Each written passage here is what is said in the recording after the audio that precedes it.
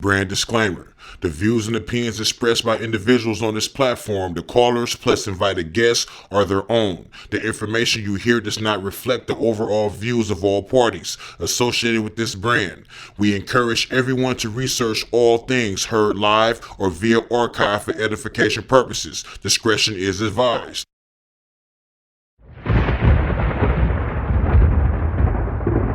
Don't touch that dial. You're now listening to Debate Talk Free Radio.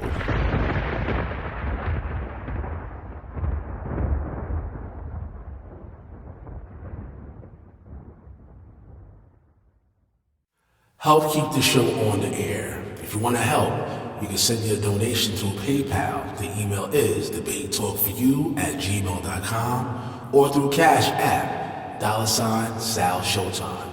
Thanks for your support. One more time. Sorry about that. That's all right. Can you hear me now? I got you now, brother. Okay. Well, I just wanted to say, man, I appreciate you, Sal, above and beyond all of these blog talk shows that we go on. I want to say to you and to everybody that's listening, I'm giving you the greatest props because of your professionalness, your attitude, and just, you're constantly stable, you see, and offering the people help in these things concerning the scripture. And above all things, I want to give honor to my God. And I want to tell you why I'm here. Shema Yashuvel Yahweh Eloheinu Yahweh Echad. And that's the binding factor between all of us that are brothers. One God. And that God's name is Yahweh. And we praise that God. Who I am is just a vessel. I am a musician, a professional concert pianist. I'm getting a business off the ground right now called Kingdom Music, and that will be fully formed by the end of the year, where I'll be advertising it and all. I do a lot of, videos, few small teachings on YouTube. You can go on there. You can catch me through my Facebook, Michael Edwards, and you can access those videos. And again, if you're in the West Coast, if you need wedding music, dance music, jazz music, whatever, as long as it ain't foul, I'll rock with you. That's my business. So, again, Sal, bless you, man, and continue this work, brother.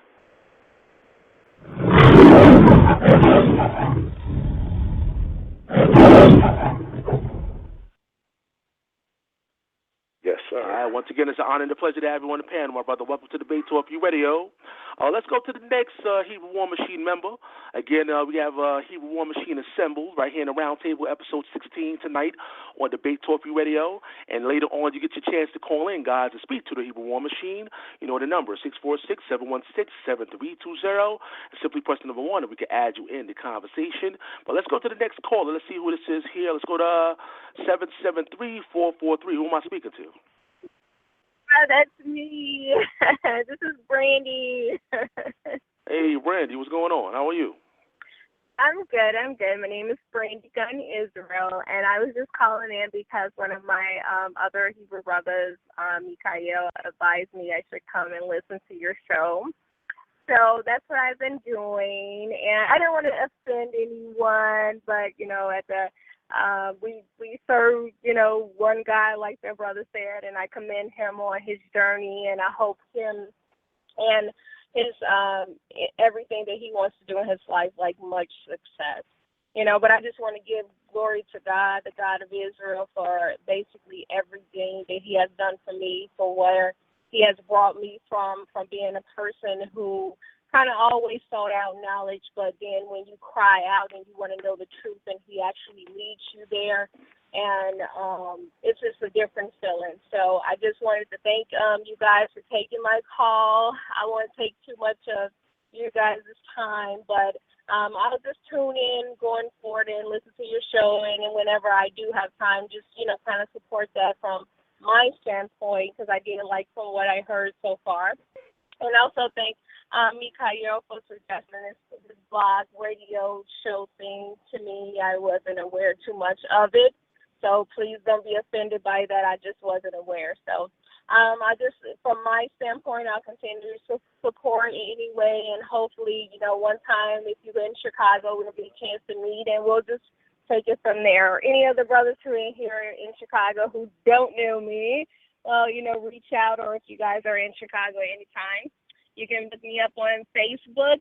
My name is Brandy Gunn Israel, and you'll see me there, and you can just request me. That's for my order. Bless you, my sister. All right, Brandy, we appreciate you. And we're going to definitely bring you back in the conversation later on during the public Q&A. Once again, we're just awaiting more of the Hebrew War Machine members to call in.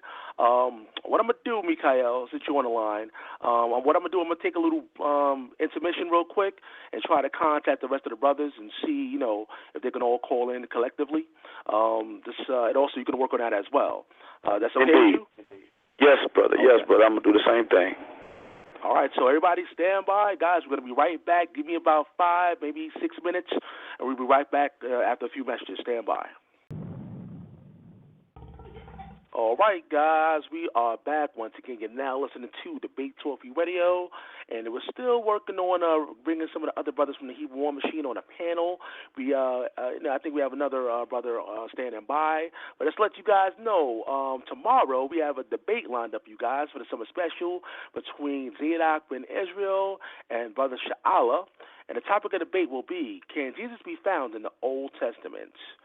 Can Jesus be found in the Old Testament? Once again, you want to tune in tomorrow at 8 p.m. Eastern Time.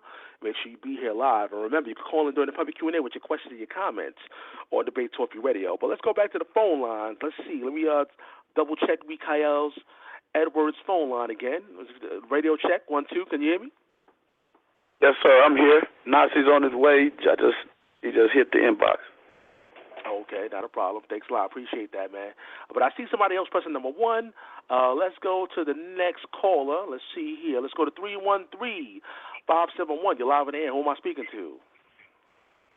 Shalom, shalom, Brother Sal. This your brother It's the other Mikael Ben Yisrael. Shalom, Mikael. Shalom, my brother Mikael Edwards. How you been doing, Aki? Better now to hear your voice. Yeah, man. I went through a lot, man, lately. But I just like to tell you, man, I love you. You my Ak, man, and Hebrew War Machine gonna stand united regardless. Same way. All right, no doubt, man. Mikael Ben Israel, I know you've been here a couple times before. As a matter of fact, you represented for the TRS Carbon Radio debate, represented Debate Talk for You. He's definitely, contender inside the Lions Den. He's been here before. But for those who are new to Debate Talk for You, give them a brief bio of yourself and let people know about you. Go ahead. Okay, I'd just like to say first I give all praises to the Elohim, Abraham, Isaac, and Yaakov, which is Abraham, Isaac, and Jacob. I give all praise to him and his son, Jesus Christ, the Mashiach. Well, humbly speaking, I am the first Debate Talk for You member or United States member to do an international debate with another debate, Conscious Community Debate Show from the UK. And, of course, I got a victory. So with that being said, that's that. But I do. It's much more than debating. I've been trying to do a lot of community work now. That's what I'm really focusing on. I'm trying to build a documentary about Chicago, and so I just left Chicago today. Actually, I just got back to Detroit. But I have a lot of work to do there. I've talked to certain political leaders whose names I don't have to say, but I'm trying to get some people to endorse me to help me with this real, raw, uncut story about the city of Chicago. I'm also part of the Unified Nations, which is a anti-gang violence activist organization. We try to find solutions for the youth. Of course, I am also the host of the Walls of Jericho, Historical and Biblical Studies, and that's also my radio show, which comes on every Tuesday, though I haven't been on for about 5 months now. The show has been shut down because of my personal situation, but I'll be back real soon. And in the end of the day, of course, my original home, where I'm from, my love, IOG, the Israel of God, 75th. You know what I'm saying? Y'all should know about Kingston, 75th in Kingston, Chicago. That's where I'm from. And also, I'm associated with the Hebrew War Machine. Thanks to brothers like the other Mikael that's on now, Dwayne Barton and Nasi Yashuvel. These are brothers that actually came out and reached out at me because, you know, how it is. We all bring different gifts and different information. And I'm just grateful to know that they peep my, I guess you would call, knowledge that the Most High blessed me with. And they cuffed me up. And I was happy to say, for sure, Hebrew War Machine. Yes, sir.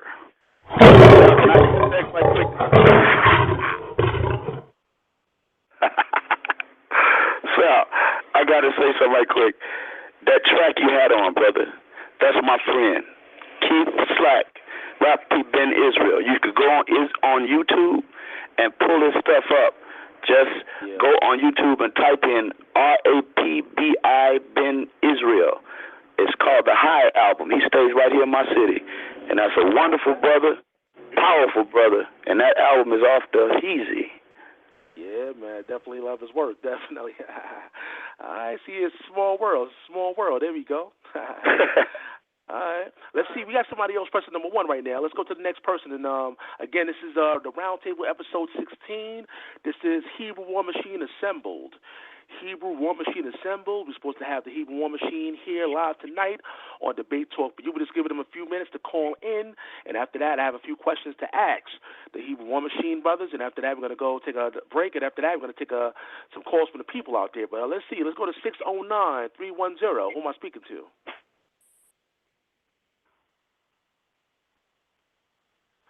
609. I apologize for that. Yeah, this is Kevin G. I'm just listening in right now, bro. My bad for hitting 1, but I'm just going to sit back and enjoy these two brothers. I have all the confidence in the world in them. They're very knowledgeable. They taught me a lot of things as my elders, so I'm just going to hang back and just get ready for the question round. Hold on, bro. You Hebrew War Machine, too. I know, man, but I haven't been in it like that, so I feel like, you know, it's not right for me, since I haven't been studying with you guys like that, to be commenting on the you know, the core of the organization. What's the God you serve's name? What's that? What's the God that you serve's name? Yahuwah. Yah, man. That's enough. Stay right here, bro. All right. Okay. All right, man. If you want to stay on the panel, it's not a problem, brother. I mean, actually, I'm going to do something. I'm going to intercess because I know the other Mikael thinking what I'm thinking. That brother that just called in, that's on here now, needs to be on here because, yes, he's a newer member, but he's very, when I say very, extremely sharp, wise, and skilled. Matter of fact, that brother name, he is known by Yahweh. And that brother cannot be dealt with by no commission, no atheist, no nobody. That brother is, man, he has to be on here.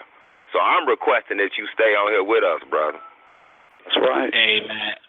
Elder Mikael, man, I appreciate that, man. I appreciate that a lot, man. Yes, sir. All right, so since you're joining us, I guess I'm going to have to add your name in the description box. What's your name again, brother? Yahweh. Okay, I got you, my brother. I got you. All right, guys, so what I'm going to do, I'm going to get this show started. And, you know, as the brothers call in, of course, we're going to add them into the conversation. But we have a lot of people standing by, waiting for the show to begin. And I appreciate everybody that's calling in. We have more and more people dialing that number, 646-716-7320. Remember, if you're calling in, you got to press number 1 if you have a question or a comment. But hold on, let me see somebody else pressing number 1. Hold on. Let's go to 210-801. Who am I speaking to? You speaking to Brother Eric Watchman?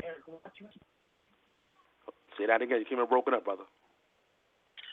My name is Eric Watchman. Okay, what's going on? How you doing, man? Yeah, I'm just a traveling brother. I'm just going to give a shout out to all my brothers on Hebrew War Machine. I follow you all from time to time. I'm just a traveling Hebrew around here. You know, I do construction out of San Antonio, but I'm from the Chi-Town, you know. I just wanted to just get alone.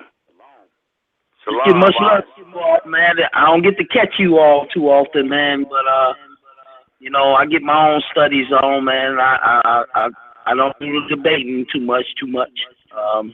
Can't get out there like that. You know, I got 2 children in college and 1 in high school, and then my work is done, hopefully. So I just want to shout out to my brother Mikael, man. I know what you went through, man. I was praying for you, and I gathered that you got some strength in you. I've been following you for a little bit, you know, ever since since I was in Iraq and everything.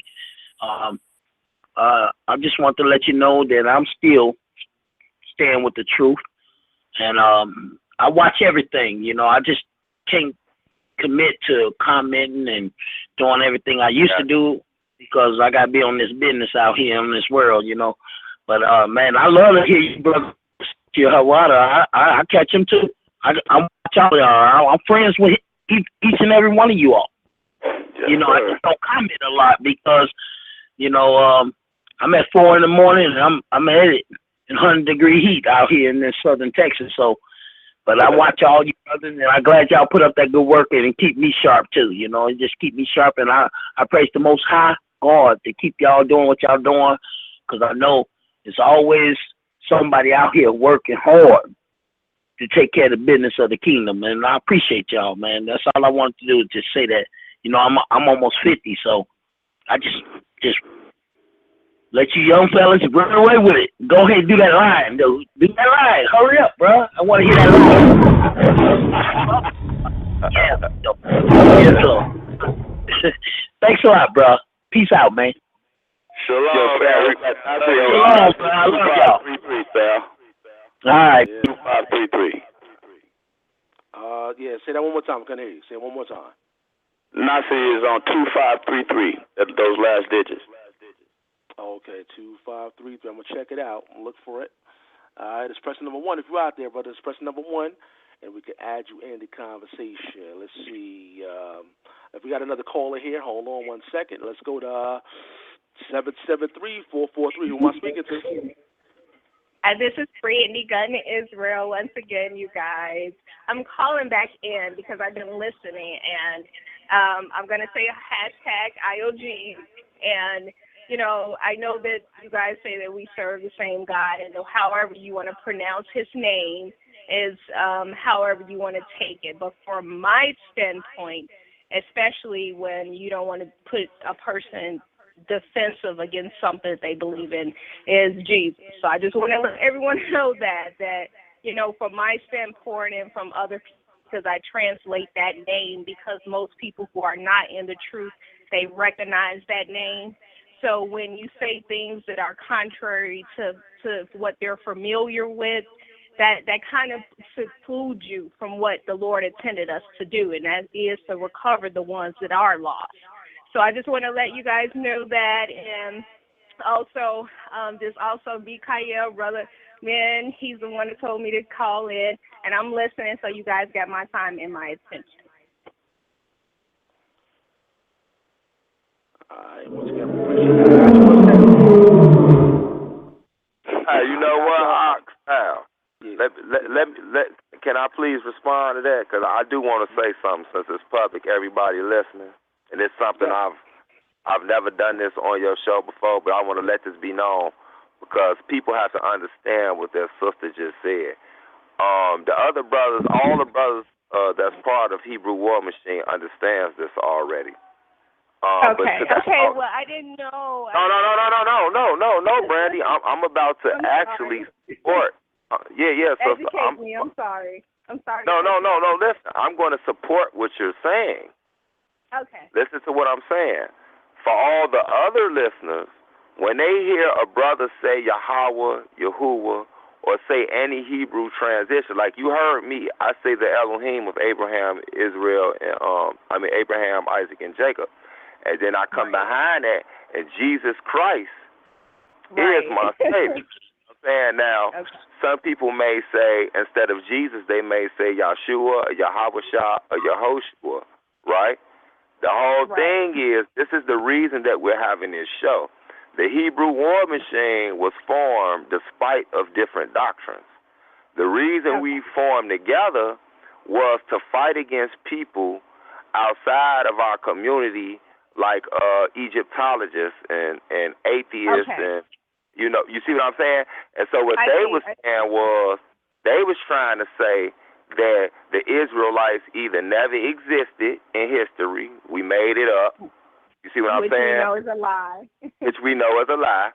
Or they try to say that we stole everything from ancient Egypt. Well, we went and grabbed what those brothers, Mikael, Nasi, these brothers, Dwayne Bond, they got together and they formed the Hebrew War Machine, and they looked for brothers who were skilled regardless of what camp they was from or what doctrine they was from, that they thought was eligible, skilled enough that if some cats came from us from the outside, we can go with that sword on the front line and tear down their lives by research, because that's what we do.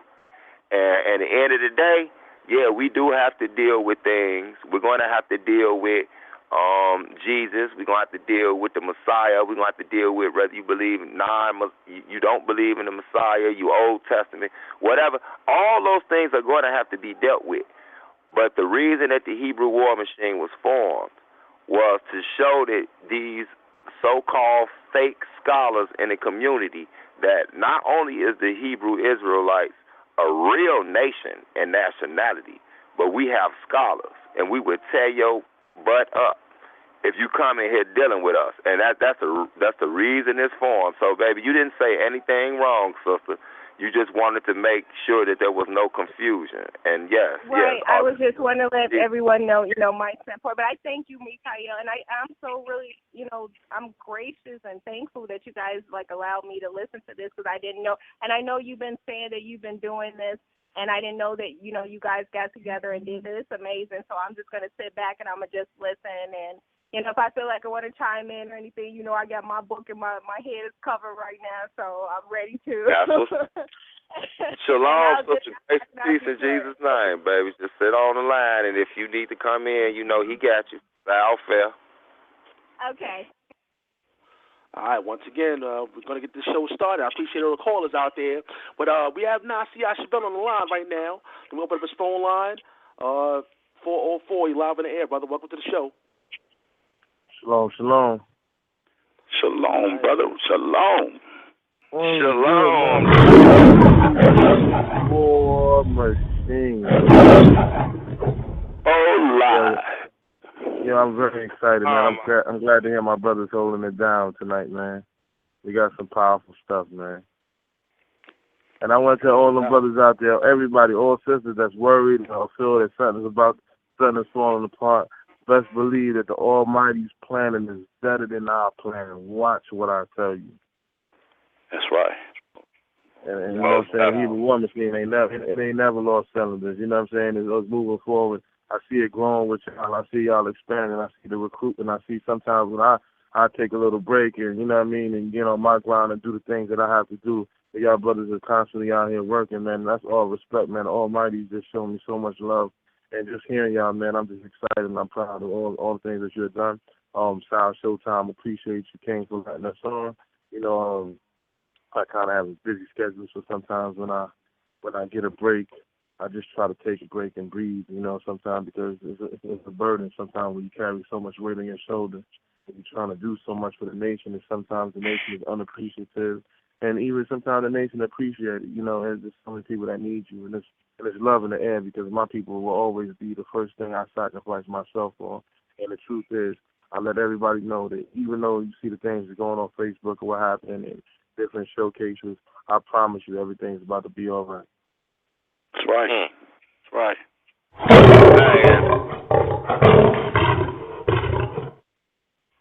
And let me say to you, Nasi, this Mikael ben Yisrael, bro. Sure, gang. We go with the halo. Yeah. I'm serious about that thing in Chicago. Just let everybody listen. I'm not going to put a date out there, but I'm trying to throw a barbecue for Hebrew War Machine where I can get all of us together, and I want us to come to Chicago.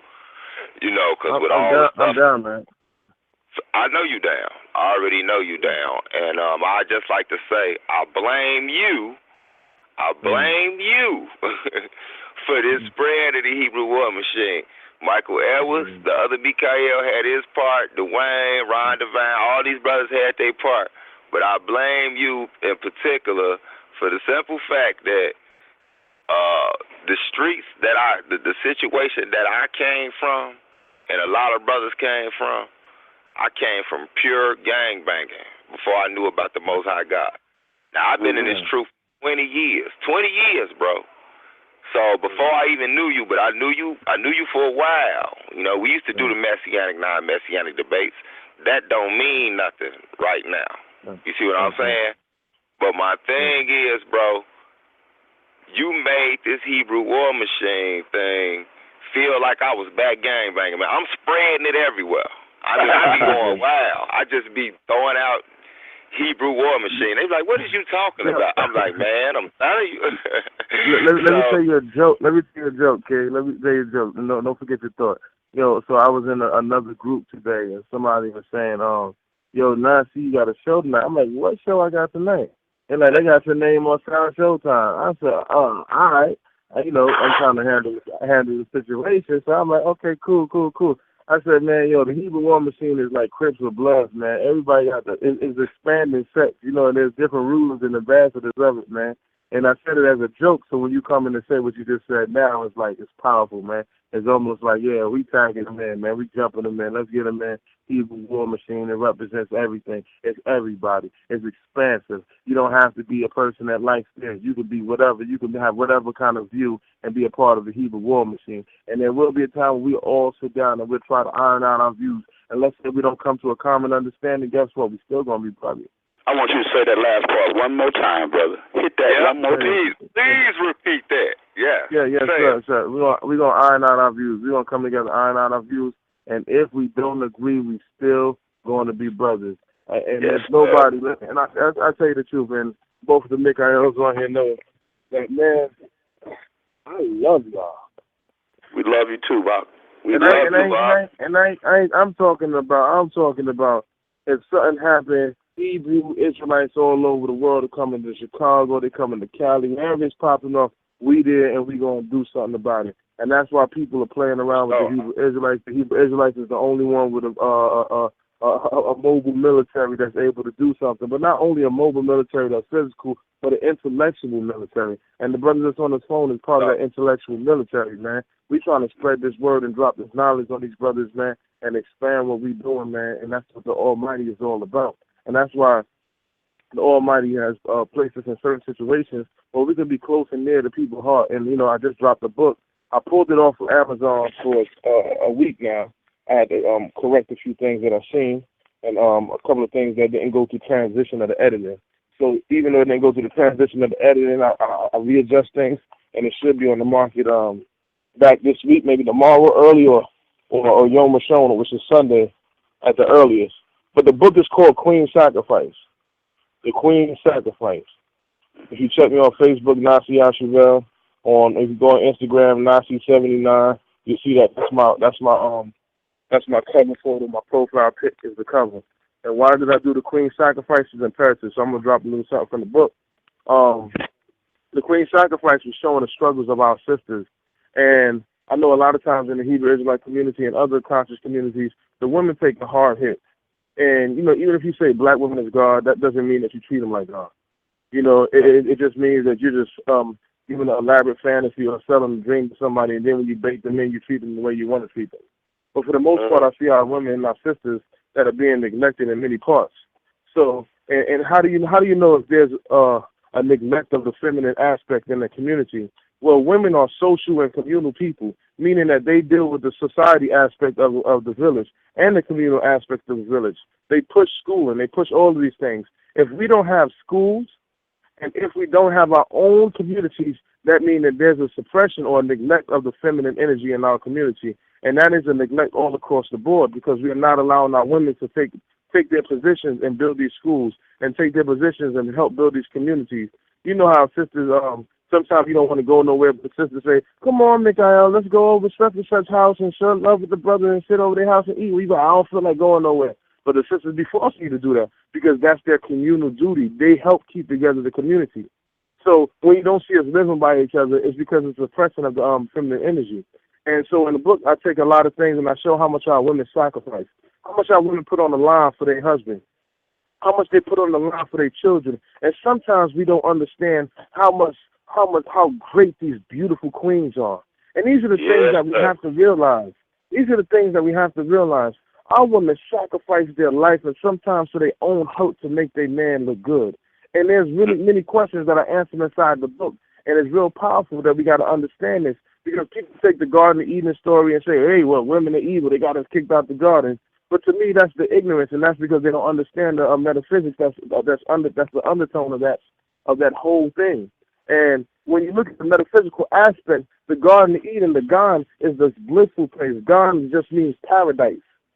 And this paradise is this place of centripetal force that is a blissful place where it causes all things to come into existence. It is the highest essence of reaching spirituality that we see. So this Gan, this place is when we were energetic beings, when we were beings of light, when we were energy forces, when we were infinite beings.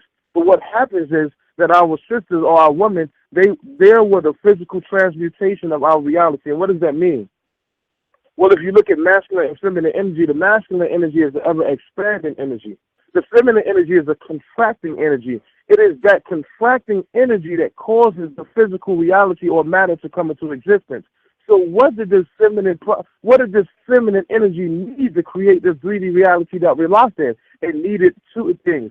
It needed a helical spiral, and it needed a golden ratio proportion, which all helical spirals represent. What do I mean? All right, a helical spiral, you see that in a strand of DNA. But that's not only in a strand of DNA. Every creative force follows that whole helical spiral, even the sound Om. If you do that, it follows the helical spiral. Sirius A and Sirius B, which is infinite lights or lights that rise to ease during the summertime, the dog days of summer, it follows the helical spiral. Most creative forces, even through mitosis, even through meditative forces that create reality, follows this helical spiral. But what is a helical spiral? If you look in the ancients, you see that it's represented by the serpent. So Eve needed what? This serpent. The serpent caused her to help create this reality. But what did the serpent tell her to use? Told her to use the fruit, eat the fruit. But the fruit represents the golden ratio, that is the golden proportion or the golden fruit in ancient civilizations, which deal with immortality. But this pattern is a pattern that's in all creative forces and universes. So this is a deeper meaning that underlies the scriptures. And see, when we go into this understanding, we have to understand that Adam is the atom. Eve is the electron. The electron does what? It circles the atom, but it creates the physical matter. So you see this when the book says Eve is the mother of all living. Actually, she's not the mother of all living, because Adam was before her, and animals came into existence. But when you take it from the metaphysical perspective, then you understand really what it's talking about. And that's why our book is so coded and it's so deep. You know, even in the book, we go into so many different aspects. We talk about our prophetess. Our prophetess Deborah. Everybody knows Deborah to be this great judge, a ruler. But if you look at the Hebrew, all you have to do is look at her name. Her name means a bee, like a queen bee. So why is our mother named a queen bee? Who names their daughter the queen bee? Oh, we're not talking about Little Kim here. We're talking about a deeper science. We're talking about a deeper science. Okay. See, let me, man, bro. Since this what he got this show together for. We finally all together. I mean, we've all dealt with each other, but we've never done it in a public forum where everybody can hear all our voices together. I hate that the brother Ron, Divine Prospect, couldn't get on. He's going. I think he's on a flight or something like that. You know what I'm saying? But he did give his respect and love to the show, so he's listening. He's just not able to. Where's a lot of them is waiting to come in. I just gave him the number, so you might want to check the. Okay. Yeah. Zari should be calling in. He just got out of a meeting. Okay, so, cool. That's cool. So we can get Zion Lex and all of that. That's even more excellent. But I'd just like to say something to add on what you just said, right? I'd just like to say this is a known fact to me. I've been a conscious Hebrew Israelite since 1995. You know what I'm saying? And at that time, you didn't see a lot of stuff you see right now. And I would just like to say that the thing that really sticks out to me is the attack on our women, like you just said, because it is a spiritual attack. That's why we talk so much about the head covering of a woman, and it started back in the garden. If you look at it right now, and we on these corners and we on these streets, the first person they manipulate is the woman. When you manipulate a woman and you got her thinking that all she is worth is her buttocks and her breasts, what do you think her transmission of energy is going to be to that child? This is what has happened. And then now it's even worse because they go from that standpoint and then they start reading some books or they talk to a man who got some knowledge and then they say, okay, I'm a conscious sister now. And then you go to these dudes that's preaching for booty. Let's keep it 100. And they telling them that they're goddesses. You see what I'm saying? But at the same time, they're demoting their morality. They're telling them, oh, you don't have to be covered up. You don't have to worry about all of that. Show your body because you're a goddess. You see what I'm saying? So I'm glad you brought that up because this is true, and this is why the Hebrew war machine was formed, in my opinion. You know what I'm saying? If I'm wrong, y'all let me know because I was a later member at it. But I will say that I peeped that with the brothers. We was attacking all of this nonsense. You running around here telling our women they goddess, but at the same time, why I don't hear none of these women voices on none of your shows? Why I don't see none of these women talking? Because all you doing is you put this false spirit in their mind to where they think they something, but when you look at it, you just demoted them. You see what I'm saying? And we don't see them no more. Let me jump in. We got to do this back and forth because I have, some things he said was powerful. We talk about the hair covering of our women, and this is also in the book called The Queen's Sacrifice. And like I said, I'll be out, Yom Michelle. Be back out, Yom Michelle. We talk about the head covering. Why did the ancients cover their head? Why did they wrap it? Why do they make so much emphasis on the women wrapping their head? It's because there's 26 energy centers in the brain. When you wrap your head, it activates these things and causes them to come close together and holds them into a certain center, which opens up the limbic system of the brain, which is the third eye. And anybody knows anything about the brain, the limbic system of the brain is larger inside of women. So it's larger inside of women. Why? Because this is called what you call the ayin or the whale. The ayin also means the eye, which is the third eye, but it also is translated as well in Hebrew. So when you see our mothers, they're always found by what? A well of water. Because it represents their divine intuition and their connection with the Creator that'll help man ascend to the level that he has to get back to his realm. And this is why women make that sacrifice so hard, because they created this transmutated physical reality, and now they know that they have to take the same man that they brought to this reality back to ascend to his higher self. And thus it says in the book, we were created like gods, but we will fall like man. So we understand these things.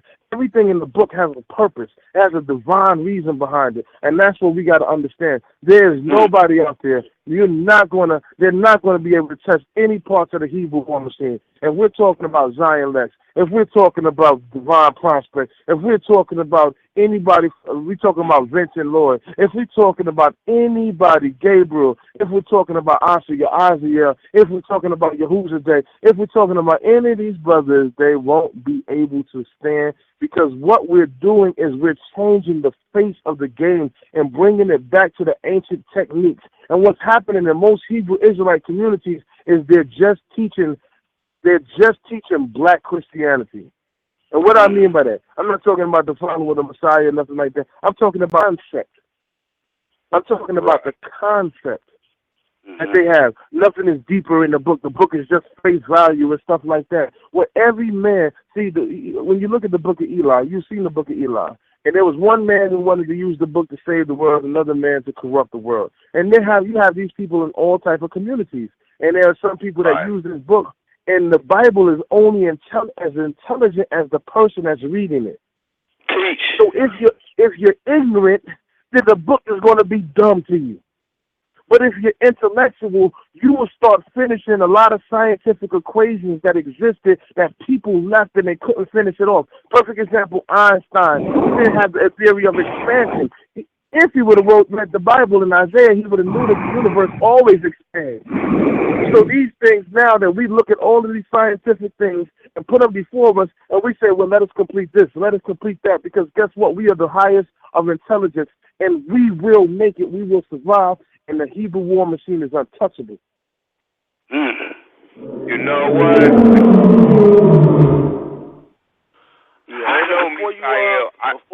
Before you come in, we have Zion Lexx on the line. Zion, say hello to the people.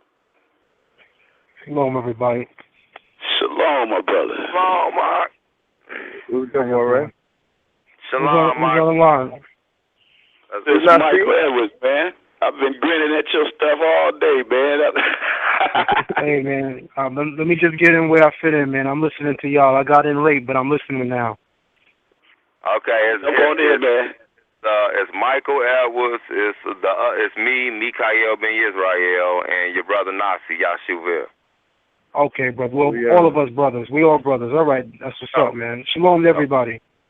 Shalom, Mark. And you know what? This was perfect timing that you called in when you did. See, this is why we can go against and battle all these other philosophies, but the one thing that we always have an advantage on them on, and I'm going to tell you, is what we say is not spookism.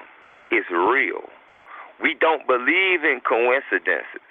You might call stuff chakras, energies, whatever you want to call them. But the Hebrew concept of that was ruach. That was spirit. And however that spirit go, that's what we roll with. So with that, it's a reason that you call right now. I won't say this right now while we public. Zion Lexx is my brother. I love you. Okay. I see what happened, the messianic, non-messianic thing. And this is what people don't understand. We've been going through this since we've known we was Israelites. So this is nothing new. I don't know why everybody acting so, you know what I'm saying? Like it's just, like it's some, I don't know, like a comet came from Neptune or something. The truth is, we've been doing this. But it does not take away from the fact that we are the war machine. If somebody come trying to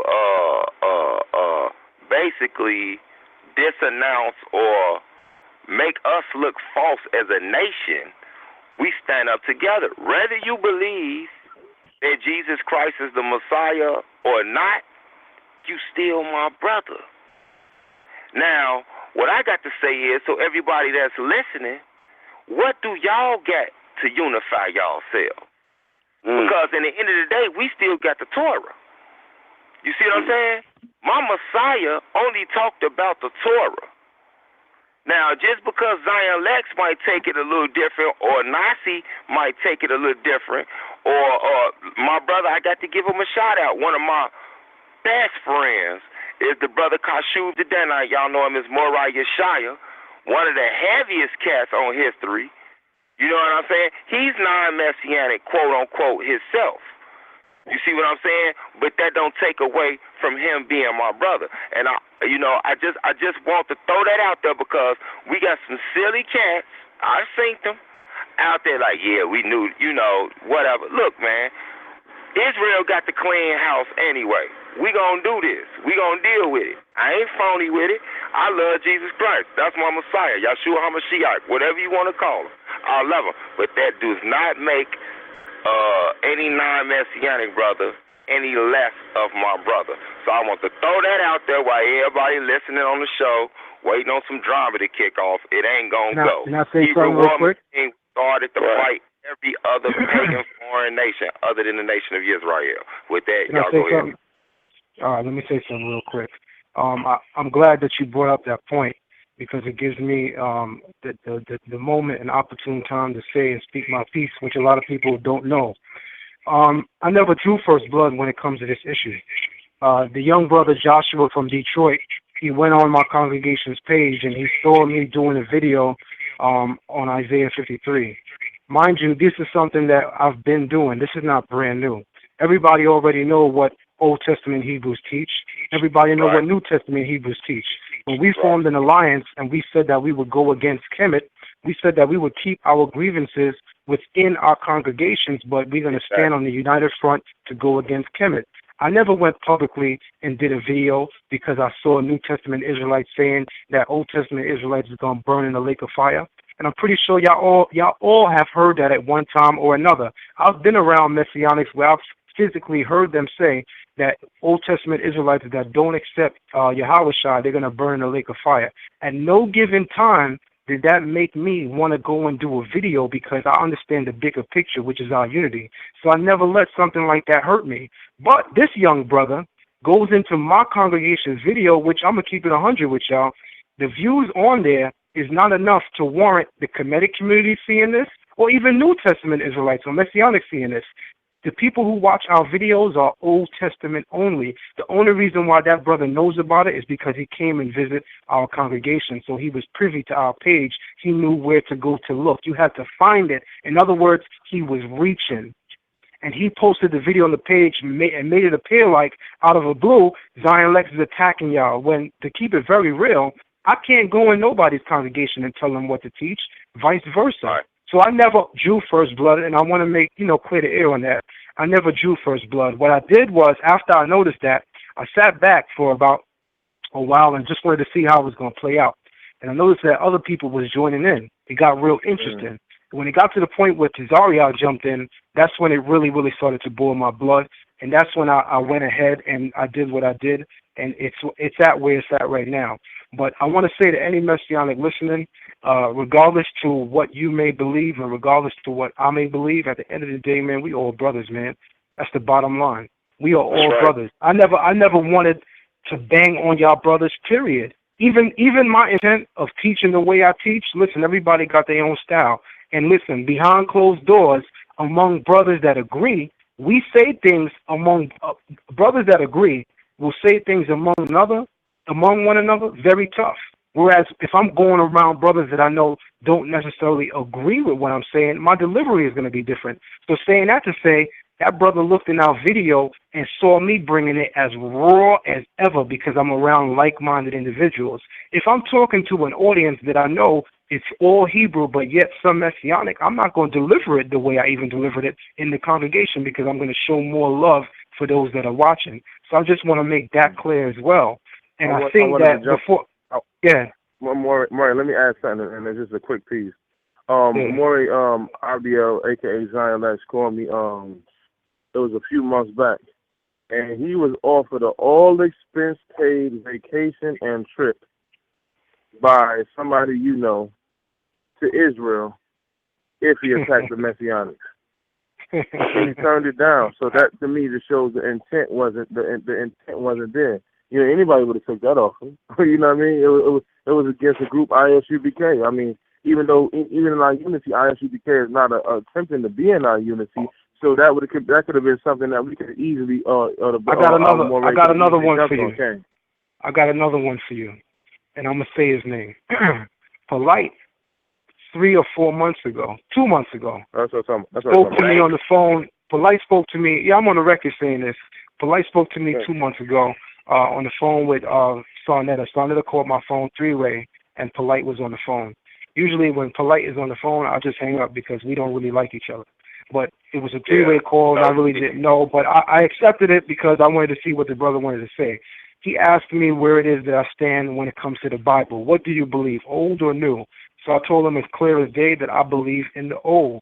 So he says to me, let's join and go against ISUPK.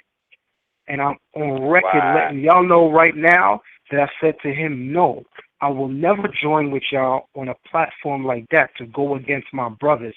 Saying that to say, y'all need to understand where my heart is at. Zion Lexx is not looking for fame. The biggest platform when it comes to putting out this information happens to be Sarnetta's platform.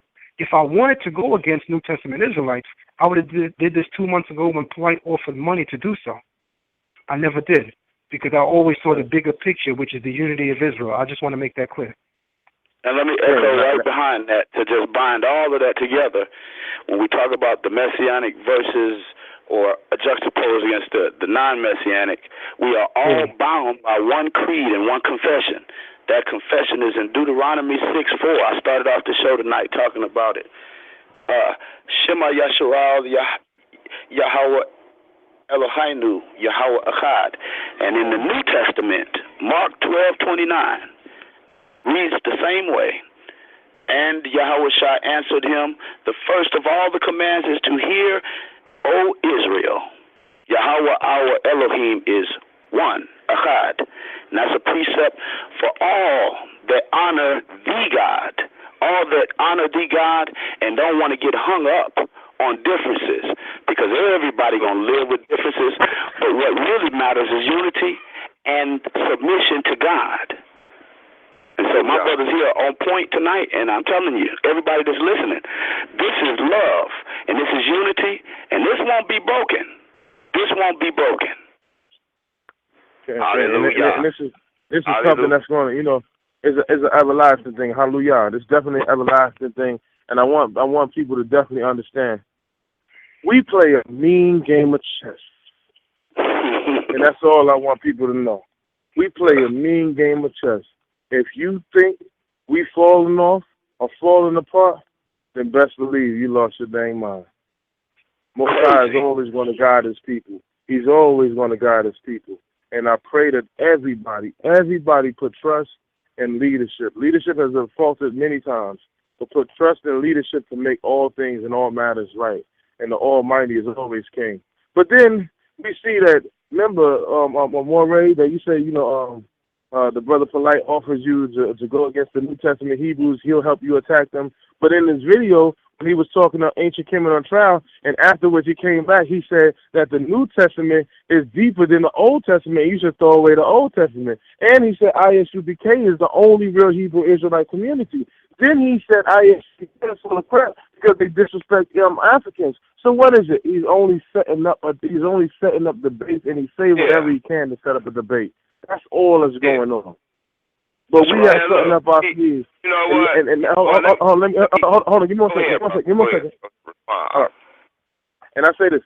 One thing we have to understand, that not this weekend, next weekend, we got a Hebrew Israelite camping trip. Anybody can get at me on Facebook or Instagram or whatever. Hit me up on Hebrew more at gmail.com. If you want to be a part of this, we're gonna do a little documentary there. We're gonna chill with the brothers, so the brothers hanging out, enjoying themselves, partying, talking with each brother, pulling them to the side, getting information from them. We're gonna put together a Hebrew Israelite reality show off the 4 days that we at this camping trip. So, bring anybody out there that want to come to the camping trip, go on to Facebook and add me as a friend, Nasi Yashuvel, YASHUVEL, Nasi NASI, Nasi Yashuvel. And hit me up, and we can make this happen. Hallelujah. Hallelujah. Okay, you know what?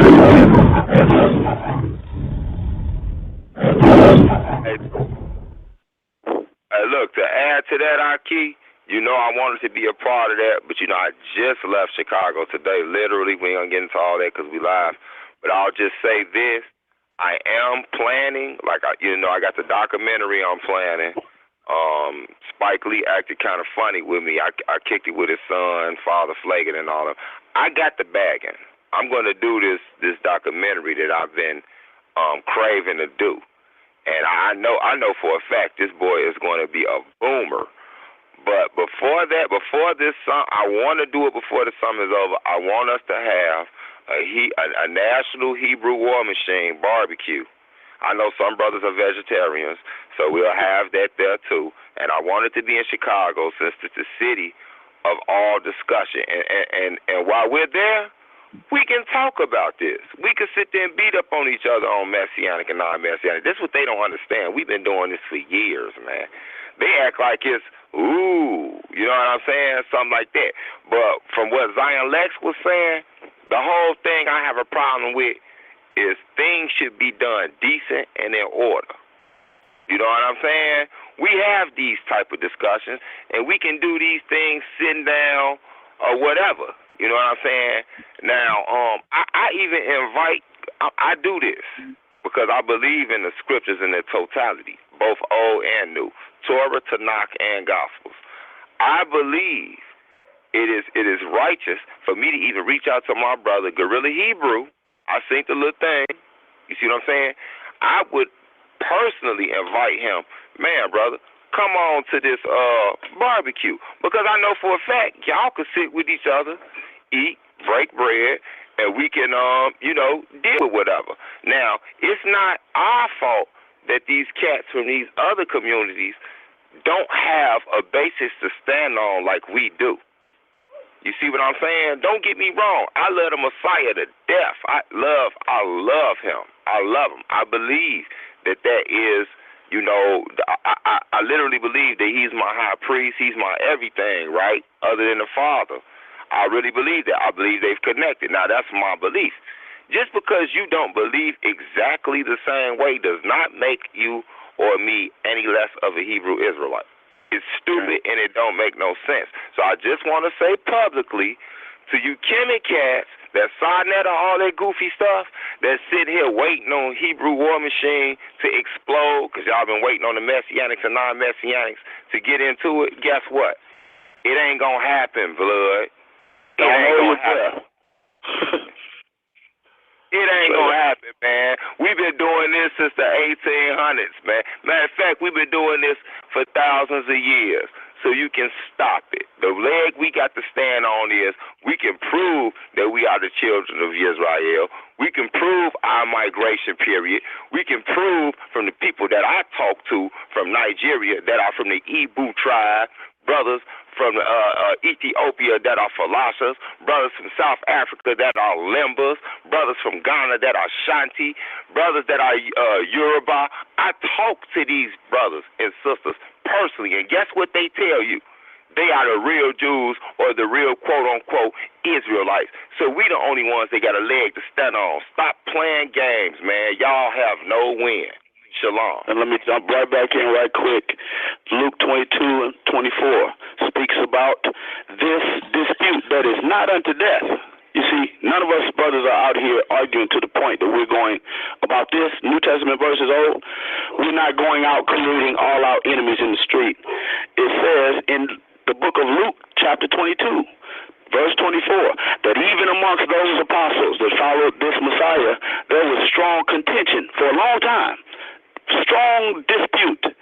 But at the end of the day, Deuteronomy chapter 6 was the binding point, and that never changes. Theology, different beliefs, they're going to remain until the end of time. But what won't change, that will remain, is the common factor that binds Israel, ancient Israel and American Israel. Deuteronomy chapter 6, verse 4.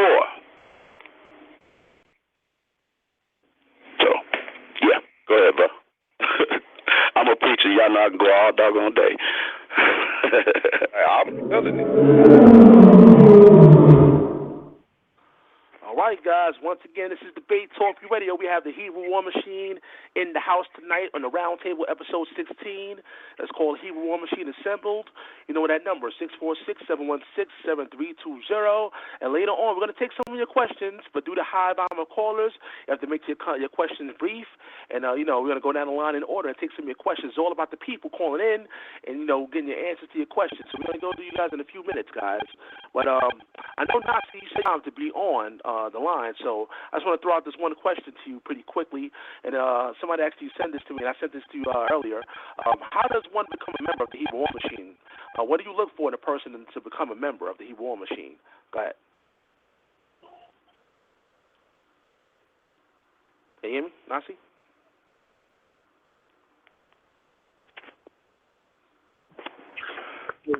Shalom, you asking me? Yeah, I can hear you now. I can hear you now. Shalom? Yeah, you hear me? Okay, cool. Yeah. Ain't no gang initiation going on. You know what I'm saying? The thing about the Hebrew War Machine, like you said, is very broad. But the intimate aspect or the core part of the Hebrew War Machine is done on group me. So if you're an individual that want to be a part of the Hebrew War Machine, like everybody, like, the Hebrew War Machine on Facebook is going crazy, this and that. That's not really. That's just the outer shell of Hebrew War Machine. That is really not the core of Hebrew War Machine. To be a part of the intimate part of Hebrew War Machine, just email me at Hebrew More or inbox me on Facebook and let me know you want to be a part. Hebrew War Machine is more than just a research team. It's a family. I mean, we argue, and Maury can tell you, we argue on there all day. We go back and forth, we fight, we laugh, we crack on each other, we make jokes, we have sisters that may be appealing to us. You know what I mean? That's what we do. Yeah, cracking on my Lakers jersey. Yeah. So this is the thing that we do. It's more family and it's information, you know, and that's what we do. So if you got, like, a lot of times, if there's a new person that want to be a part of the Hebrew War Machine, I bring them in because me myself, I personally don't have time to individually teach individuals.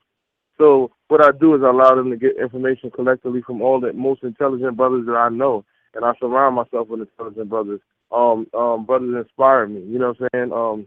I watch Moray IBL, aka Zion Lexx. You know what I'm saying? And he can tell you I don't agree with everything, but at the same time, I watch what his work. I watch his work habits. I watch what he does. I watch him determine. One night he said I'm gonna write a book. One night he said he gonna do something, and the next day he woke up and called me at 10 o'clock and said I just wrote a book. You understand what I'm saying? So, I mean, that stuff like that is very inspiring. Like, yo, we can do anything if we put our mind to it. So I ask everybody that's in the uproar, just calm down, because guess what? The Most High is in this, in all things. And even in the beginning. You and Zion give a little shout out to y'all books, man, because I think that's really important. I'm writing one. Y'all inspired me to go ahead and pick up mine, and I've been working on it for 5 years, but it ain't ready yet. But y'all go ahead and speak on it, just a smidgen, please. Well, I just put mine out there real quick and have the Maury come in next. Mine is Ancient Science of Love was my first book. Ancient Science of Love. You can get that on Amazon.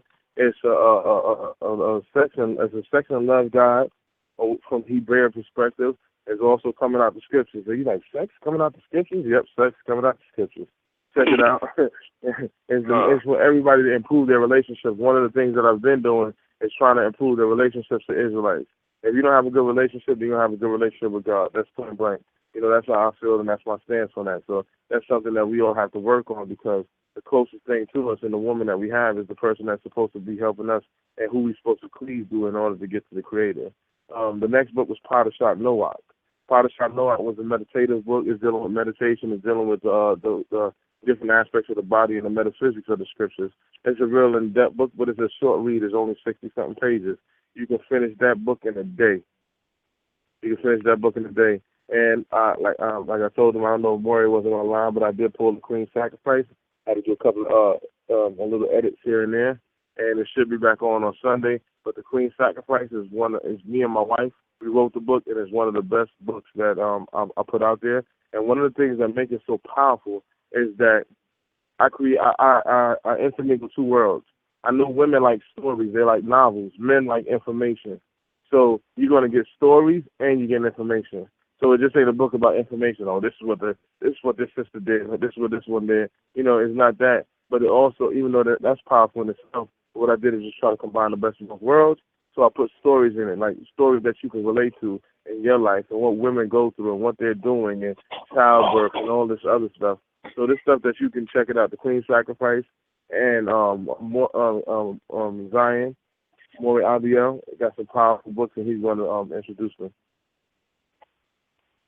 Hey, shalom, everybody. I also have a couple of books out right now, a couple more on the way. First book I ever wrote is entitled It Was Written and Engraved. It's a book that basically follows or traces the Torah from the blueprint of creation to the transatlantic slave trade. It's a series of essays that I've been working on for years that I finally decided to put in book form. The highlight of that book, of course, as many people already know, when I did my presentation at the Exodus Memorial, I went up there and I showed that esoterically, when you look at the Hebrew language and you go into Deuteronomy 28:49, where it says that we shall be sent to a nation whose language we shall not understand, the numerical equivalent in Hebrew to that is 1227, which is numerically equivalent in Hebrew to the transatlantic slave trade in Hebrew. So that's the highlight of that book. Extremely, extremely powerful book. The second book that I dropped, Ancient Kemet on Trial, is also a headbanger. That book proves and shows, bar none, that Kemet carbon copied Sumeria's history, language, as well as religion. I take the metal netta and I line it up right next to. I took the metal netta. Hold on, brother. I took the metal netta and I lined it up right next to the Sumerian cuneiform, and it shows you actually how Sumerian cuneiform is the precursor for metal netta.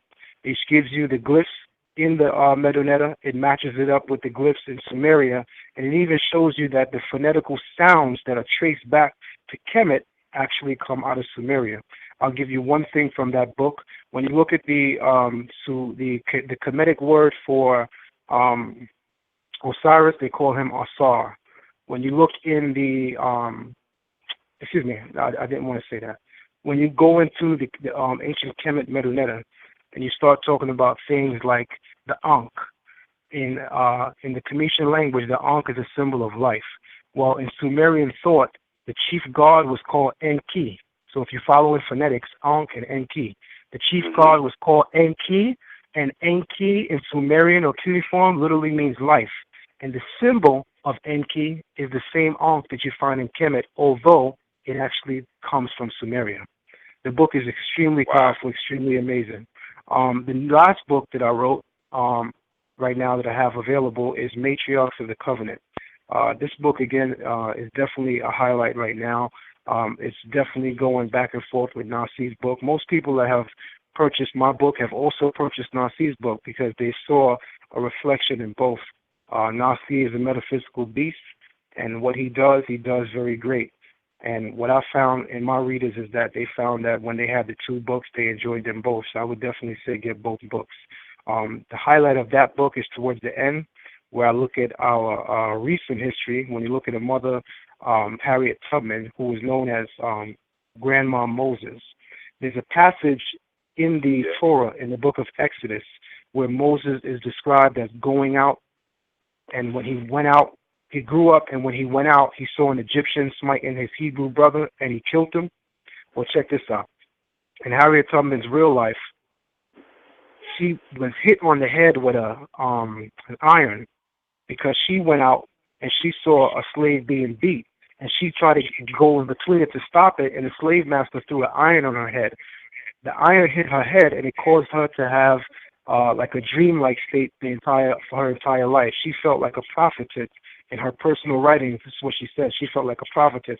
She felt after she got hit on her head, a lot of things were revealed to her. Well, check this out. In that passage where it says that Moses went out to go check on his brother, and his brother got beat by an Egyptian, the numerical equivalency in Hebrew to that is Grandma Moses. Wow. So to me, I mean, it's powerful. The book is entitled Matriarchs of the Covenant. You can find it on Amazon and Saint the Creator. You can also find it on Barnes and Nobles. In fact, this October I have a book signing at Barnes and Nobles. It's something that I wasn't going to speak on openly, but I'm going to reveal here for the first time. In October, I have a book signing at Barnes and Nobles for that book, and I definitely feel thankful for that because that's a major achievement. My author name is Avdiel Ben Levi, which is Avdiel Ben Ben Levi Levi, and you can find all my books up there. I have another book that I'm dropping next month, which is definitely going to be controversial. It is entitled The Messiah Codex. I'm not even going to explain what that is. I'm going to just leave that there. And I definitely want to say look out for a couple more that's coming.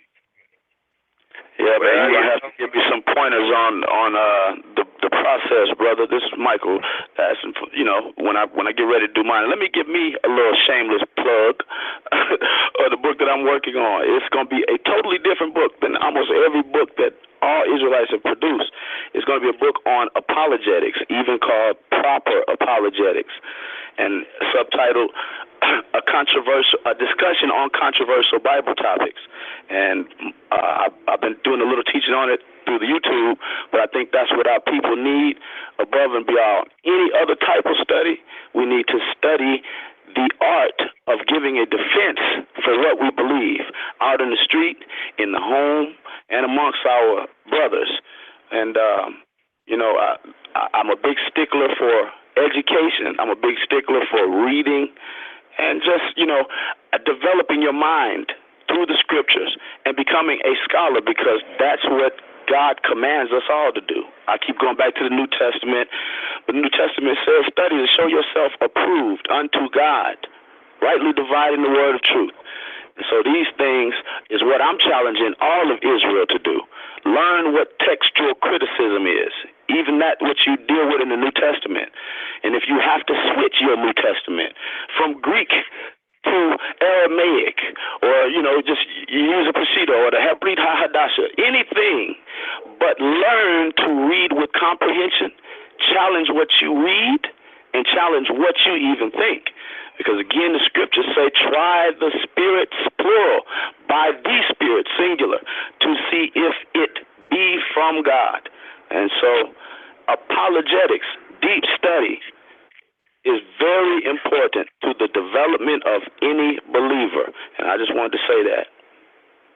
That's beautiful. Well, I be hot doggy because I'm the last one on the list. And you know what? Right.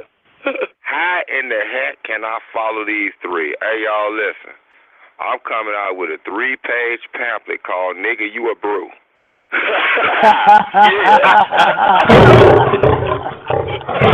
I like this, brother. During the Revolutionary period, Thomas Paine wrote a pamphlet called Common Sense and then woke the whole nation up. So don't think too small of it, man. Hey, no, but I will say something. I actually do got some things in work, not just my documentary. I'm actually, I've been working. Well, I'm going to get back into working on my book, which is my ultimate goal, and it's called The Biggest Lie Ever Told. And with The Biggest Lie Ever Told, what I'm going to do is I'm going to focus on the quote-unquote African Americans, per se. But I'm not going to just focus on us. I'm going to take the story to us and bounce it to all the other tribes that we can find. So that's why I'm personally getting involved in meeting people from other tribes in Africa and all of that I know are Israelites. I ain't talking about Hamites. I ain't on all that. I'm talking about even from my history, my research on like the Maroons, who defeated the Europeans in Haiti and Jamaica and all of that, and how I can prove that they are directly lined with the Hebrew Israelite nation, and how you go to the Lemba tribe, and they have over 2,700 years of history of them being, as they say out their own mouth, 2,700 years of being Judeans. You see what I'm saying? They're migrated. So, so I got a little something, too, now. I don't know if it can mess with all that, but I believe that I know for a fact that the Most High had Hebrew War Machine formed, even though it was through you brothers. Y'all, we all know the Most High worked through men. We don't have a spook God. I don't know where they got that from. He worked through men. You know what I'm saying? And you brothers put this together, and that's because the spirit of the Most High was on you brothers. And so I got that comment, and other than that, it's just, people, don't worry about it. We're going to do this messianic, non-messianic thing. I'm saying that again because I know they listening. Listen, I ain't, it ain't no big deal. You see what I'm saying? We're going to deal with it. If we want to have a debate, we can do that, but we're going to do it amongst ourselves. We're not finna exploit our nation for other people to look at us and point at us, because I just want to make one point. Nat Turner believed in the Old and the New Testament. Nat Turner was one of the greatest revolutionaries we ever had.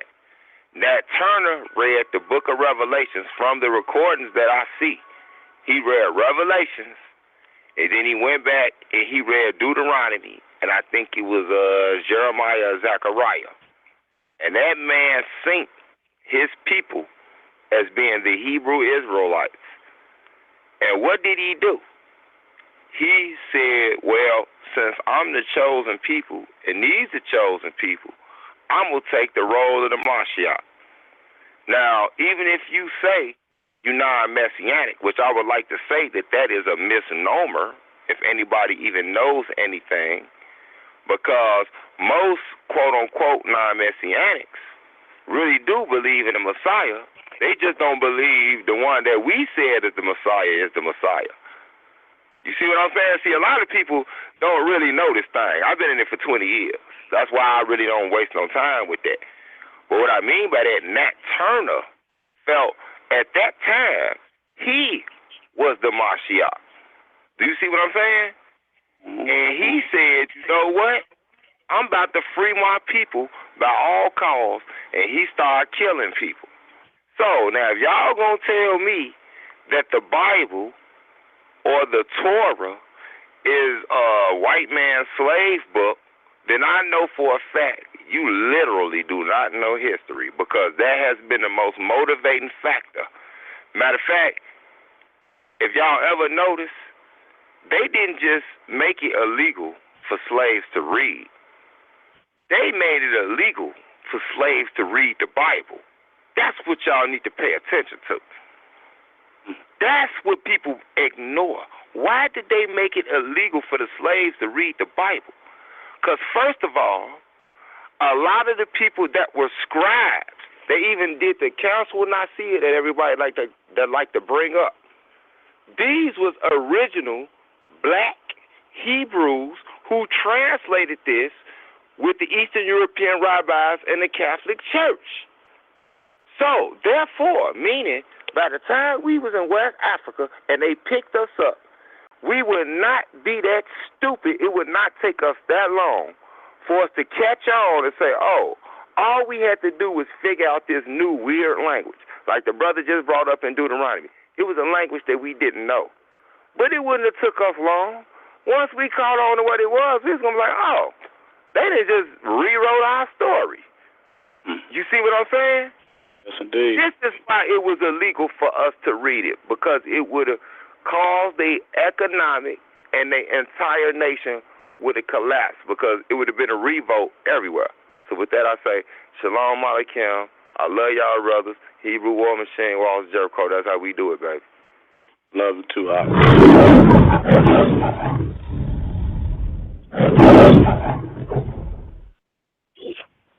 All right, everybody. Once again, I know you guys enjoying this particular roundtable, episode 16.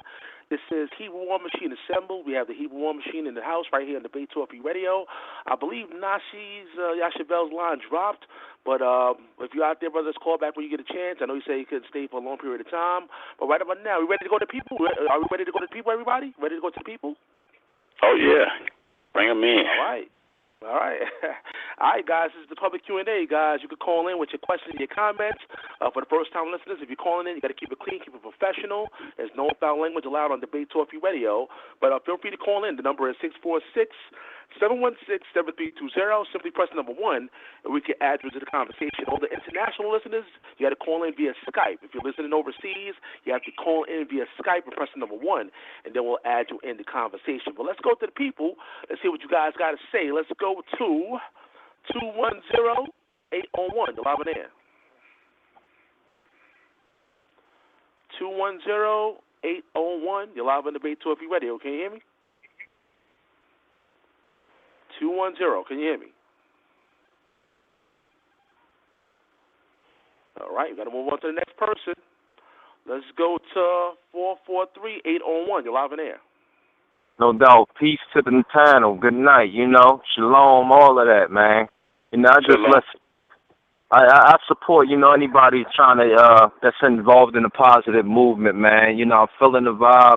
The Kemet on trial thing is where I really first started paying attention to the Hebrew community. I was always aware of it, but I feel as though, they kind of washed the Egyptologists, that night, man, in my opinion, so other people online may feel a little different or may agree or may have mixed feelings about it.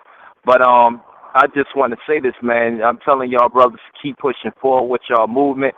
I do challenge people on their ideology sometimes, not to be difficult, but, I think we all need to be challenged. All precious metals go through the fire, and I feel as though the Hebrew War Machine is definitely a precious metal in our community. I mean, they beyond that now. I mean, these brothers are diamonds, man. Israel is said to be a light to the world anyway, according to the text, right? Right. Yes, sir. Yeah, so I mean, with that, I just want to say, keep pushing, keep the movement strong, because it's all about family, man. And I just want to say just one more thing. What made me lose favor with the Egyptologist community, right? Because I consider them to be brothers too, but I can't rock too much with that doctrine anymore. One moment, we talking about evolution, they say apes don't have tails, and then they say the human is an ape, right? But the human beings, they say we have tails, but the human animal is supposed to be an ape. The next moment they saying the Hebrews never existed, and then the next and now the Hebrew is an ancient people because they over 3,000 years old. It's just certain brothers I had this discussion with, and it's a bunch of flip-flopping and double-dutching. So that's all I had to say, man. I'm going to pass the mic. Y'all seem to be more consistent regardless of y'all different ideologies, but y'all consistency in y'all steps is what attracts me. So, peace. Man, peace. I like to make a comment on that though, right quick. Now dealing with that, you have to ask yourself one question. I want you to take our Bible now. I want you to walk into a bookstore and I want you to buy a Holy Bible, King James Version, right? Then I want you to go back and I want you to find the oldest copy of the Bible you can, and then you look at them and you're going to ask yourself, what's changed? Very little. Now I want you to look at the science community, the atheists, the ones that try to bite at us and say all this other stuff like we're trying to change the Bible to conform to the world, and look at how much they change just to fit their philosophy and their ideology to try to solve a problem that they still haven't fixed. We have a text that's really old, unchanged, and strong. It's not going anywhere. Don't plan on it, and it's going to crush everything. And let me piggyback. Well, I hate to say piggyback. Man, that's strong. But what I want to point out is this way that all of these young brothers have received, all of the listeners, I want you to know that there are literally hundreds of thousands of young brothers in this day, this generation, coming through this way that have put the guns down, picked up their wives and their mothers, not selling dope, not pimping, not going to jail, not getting addicted to drugs, but we have our eyes set on righteousness and reformation of the black man to build him back into what God created us for in the beginning. And I want you guys to remember that when you're out in the street and you hear the fools and when you hear the mishmash and all of the mess, remember what Brother Michael said. This way is changing the lives of hundreds of thousands of young black men in this country, out of this country, everywhere. So keep that as a constant thought, that we're not out here pushing out garbage. We're out here turning out real men. Real men.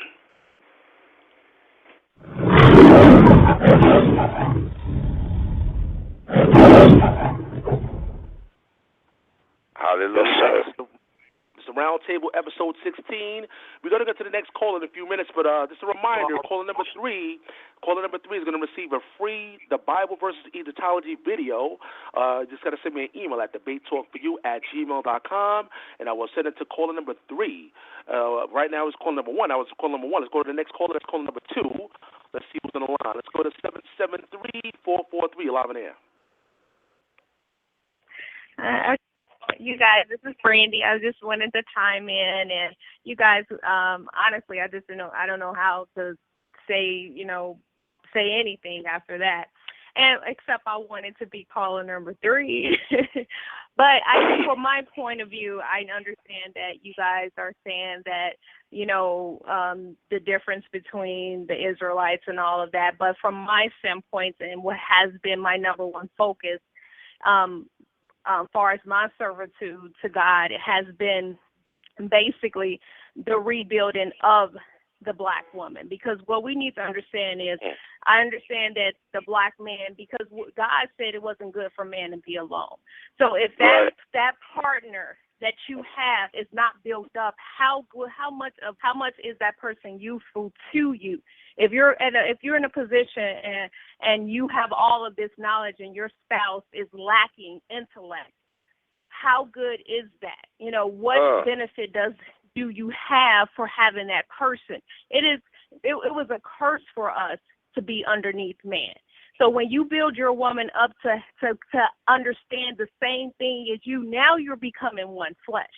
So we see it in the media and today. We see it, what I see it with a lot of Hebrew brothers, and it's kind of disheartening a lot of times is that it's a lot of sisters out here. We have put in the work to stand in the positions that we have been. Me personally, this is my 5th time going through the book. I have spent countless of hours of study time in all types of different books, and I have ended in the Bible, and that has been my focus for years. And this has been what has gotten me through very difficult times. So when I'm at a point where I'm not using usury and I'm allowing the brothers to speak, but when I do have something to say, or when I finally am able to speak and I show you where I am, don't dismiss me because I am of a weaker flesh. So what I wanted to say is that we really need to start to rebuild our communities and our families, and how we do that is by starting to put the focus back on the relationship between a man and a woman. Because when that is successful, the children eventually will be a product of that success.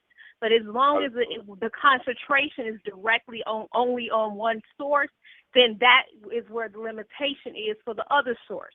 So, yes, we need to rebuild the black man. However, we need to put the focus back on the woman and to bring her up as well. Because if we leave her down there, it's not good for that man. And this is why we see a lot of mixed breeding. And I'm not saying I'm against it. I'm not saying I'm for it. But what I'm saying is, whenever you put this stigma of an African American woman, a black woman, an Israelite woman, as if the only thing that we do have to offer is what we have been stripped of our identity of, then that is what causes the black man to really lust after something that it's there for too. But if you realize that our sisters are who out here who are conscious and who have put in the work and the servitude just like you guys is, and bring us up on that level, it'll be amazing what God was intending us to be from the beginning. Because it wasn't like we were supposed to be the weaker vessel, because in the creation, the prototype, he made male and female. So we were always a part of the creation. He bred the breath of life at Adam first. Yes, we agree on that. However, it was useful for Eve to be brought into existence. Beautiful, sister. And let me respond by saying everything that is true. And to the extent that even Genesis says that the image of God created in this earth is male and female created he them. And for resurrection of the black man, it means that you have to be balanced, which means that counterpart. And sister is right. If we're not raising our sisters, we can't be gods. We can't be resurrected without our sisters. And my brother Zion, he writes some of the most beautiful material. Some of the most beautiful material. Which one is that? Matriarchs of the Covenant, Zion? Michael, Mikael, was Zion Lexx. Where you at, man? Because you know what? I think that's I'm right on. To you guys. No, listen, sweet. No, listen, Brandy. Zion Lexx, is you still on? Because I think you need to hear about I'm on the phone right now. Yeah, his book actually. Hey, brother, can you kind of reply to what she said? Because I'm excited about reading it. I can already tell I will be. Oh, well, absolutely. I decided to write a book about empowering women from the perspective of the Torah, because I noticed that in a lot of the so-called camp doctrines, women are belittled, they're spoken against, and they're not taught about how great they are. You know, a woman's legacy from a Torah's perspective is in her ability to guide her man through speech. One of the most misconstrued ideas in all of Torah teachings worldwide is the idea that Eve's name just means mother of all living. Most people who read the Bible, number one, don't read it in its original language, which is Hebrew, so they don't understand the contrasting depth of Eve's name. Eve's name in Hebrew comes from the Hebrew root, which means life. When you examine her name in Hebrew, it has 3 letters, which is Chet, Wav, and He.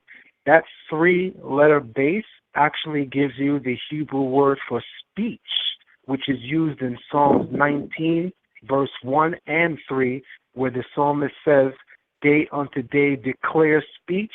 The Hebrew word used for declaring through the act of speaking is chaweh, which is spelled chet wav he.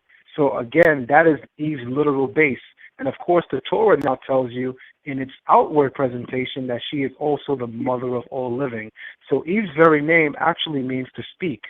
Then the Torah tells you that she was presented to man to be his ezer kenegdo. Ezer in Hebrew literally means a deliverer, and kenegdo means to oppose. So what does the Torah basically telling us about a woman? A woman is a person that is an individual that was given to man, whom through the power of speech were able to guide him in a direction that he may not be able to see because of his spiritual essence. Wait a minute, but he may be able. I'm sorry. Teach, bro. My Wow. thing is, I love it. I love the concept of it. But when Adam was here, wasn't he naming the animals and the creation and the things that were coming to him? So if he didn't have speech, are you saying that she was here to guide him in a clearer speech? Okay, maybe you misconstrued some parts of what I said. Eve, or a woman in general, your affinity is speech. Even in our secular world, what do we say about women? Communication. Yeah. That is a woman's sphere. Talk too much. It could be a woman, or the negative side of that is the idea that we would say a woman is talkative. But what I'm focused on right now is the positive connotation behind that idea. A woman's sphere or a woman's gift is speech. Speech is a woman's gift. The very first woman, part of her name means to speak. And what I am making very clear is that a woman was presented to man because of what she has in her heart and can manifest through speech. She would be able to cause her man to be able to see something that because of his spiritual essence, he may not be able to see. So the Torah says that she was presented to man to help to become his ezer, which means a deliverer, and kenegdo, to oppose him. So contrary to popular opinion, we all know that you grow from an environment where you are challenged. Nobody needs a yes man around them. So a woman wasn't presented for man for her to say, oh, yes, I'm doing everything you say. No, she was there to say, honey, I have a different point of view. Hello? That's right. Look, you just made her. Exactly what he said. It's not made good, her man. super happy. Wow. That was powerful. Thank you so much. I can't wait to get. Oh, get off the phone, because this stop. All right. Zion got to tell her like it is. That's just my spirit. Man, stop preaching for, No, I'm joking. That's my Some people don't like hearing it, but it's the truth. You have to talk Torah the way that Torah needs to be taught. And this is what I'm talking about because, and this is not a cheap shot, this is just me speaking about truth right now. ISUPK has done a lot to tarnish the image of what it means to be an Hebrew Israelite. ISUPK is on the street corners of America belittling our women, our men, and our children, but especially our women. If you walk past the average ISUPK corner and you're a woman and you don't believe what they say, you are immediately called a bitch and a whore. To me, that's very insulting because, number one, you cannot... You know what? Oh, I'm sorry. I apologize. You immediately... No, bro. This is the first sit down with Hebrew woman. I have to say this though, bro, and I want this to be heard publicly. Listen, I'm not saving face. Right? You know, I'm not from ISUPK. I don't even, subscribe to that, but some of them brothers are some good. Matter of fact, a lot of them brothers are some good brothers, and I know their heart is in the right place. I love them brothers, right? The only camp that I don't deal with, period, like point blank, is GMS. It's because I believe they retarded. I believe they literally spiritually retarded. But listen, right?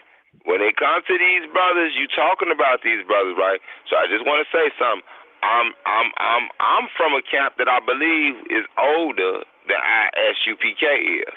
You know, people say that stuff, but I believe the original older camp started in Chicago. But I'm not finna start the camp banging. You know what I'm saying? But what I mean by that is, the camp I come from, we don't do none of that, bro. None of that whatsoever. I mean, I know you know this. I'm not telling you something that you don't know, but I'm saying it for the people that are listening. We love our women. We uplift our women. Do you see what I'm saying? We not on none of that, man. You see what I'm saying? So I just want to put that out there because I know what you meant by what you just said. So I know you finna go in now. Hey, bro. Let me make something clear. Do, bro. Do what you gotta do. Let me make something clear. A lot of people assume they know what I want to say, but I'm a man, so let me say what I want to say. Okay, bro. Okay. There was a point for me bringing that up, and the point was not to take a shot at ISUPK. The point was to make this statement. I feel, because of my experience here in New York City with ISUPK, that they have done a lot to tarnish the name of Israel because of what I see them do. Me knowing that the general consensus here in New York City with people that as soon as they hear Israelite, they automatically think everybody is like ISUPK, I had to sit down and say, what can we do in our era to erase that? What can we do in our era to change that? So one of the things that me and Nasi Yashuvel decided to do was author books, because books are what introduces elements of change to the mind. So the first thing that we said is, okay, we're going to pen a series of books that are going to begin to offer a different interpretation of what the Torah has to convey and share. And we've been doing that extremely. Let me finish this point real quick, brother. No. I got to cut you, bro, because I'm only cutting, not out of disrespect. I'm cutting you to ask you a question. You know what, then, since we going to go there, why have y'all never promoted the Messianic? Now, listen, because remember, it's beyond doctrine. Why have y'all not promoted the Messianic camps like the camp I come from, the IOG? You know about Brother Bowie. These brothers older than ISUPK. We go back, it's probably the largest Hebrew Israelite camp in the world, man. We in Africa and everywhere else. Why don't nobody, is it because of the name Jesus or whatever? We got to move that. I'm asking you a question. Why haven't y'all promoted a camp that's a Messianic camp that's nothing like the camps like that? Now, hey, look, I don't have a problem with the camps like that. You know why? Well, yes, I do, but what I mean by that is I'm cool with that. I think right now we're having a problem with focus. I just wanted to finish the point. I mean, you can ask me any question you want, and I'll answer it, but I just definitely want to finish my point without being cut off. Okay, I'm sorry. I apologize. All right. I mean, as brothers, I would definitely give y'all that respect. That's why I asked that. Speak on, bro. The only reason why I said that again is because we see what ISUPK has been doing in the community. So, again, to anyone who's listening, myself and Nasi Yashuvel, we penned a book which speaks to the empowerment of our sisters. Every sister who has bought either my book or Nasi Yashuvel's book have all said that they felt a reassurance of the greatness of a woman, because as it is taught to them in their camps, they don't feel that shining light and that glory that the Creator did when he presented Eve to Adam. When the Creator presented Eve to Adam, that was a gift from God. That was a glorious thing. Women in a lot of these camps don't feel like that glorious gift that God gave Adam. Therefore, we penned that book. So I want to make it emphatically clear that I didn't bring up ISUPK to take a cheap shot. That's not my style at all. I'm meticulous when I speak. I'm much different than a lot of people, and I don't need to take a cheap shot. But to answer your question, I'm not really familiar with any messianics really outside of ISUPK or AOC here in New York City and Lions of Israel. Here in New York, there's a bubble, intellectual bubble that a lot of us haven't put our heads outside of. So I haven't been privy to some of the messianic congregations or camps that you're mentioning right now. Had I known about you and some of your works and deemed it positive, I would definitely shine light on you. And I would never choose to not shine light on a particular camp or a particular messianic just because you're messianic. That's not my thing. Michael Edwards could tell you that me and his brother continue to enjoy beautiful relationship and a beautiful exchange of words, even throughout the duration of me so-called attacking messianics. Me and this brother have maintained a relationship where we're trading views behind closed doors.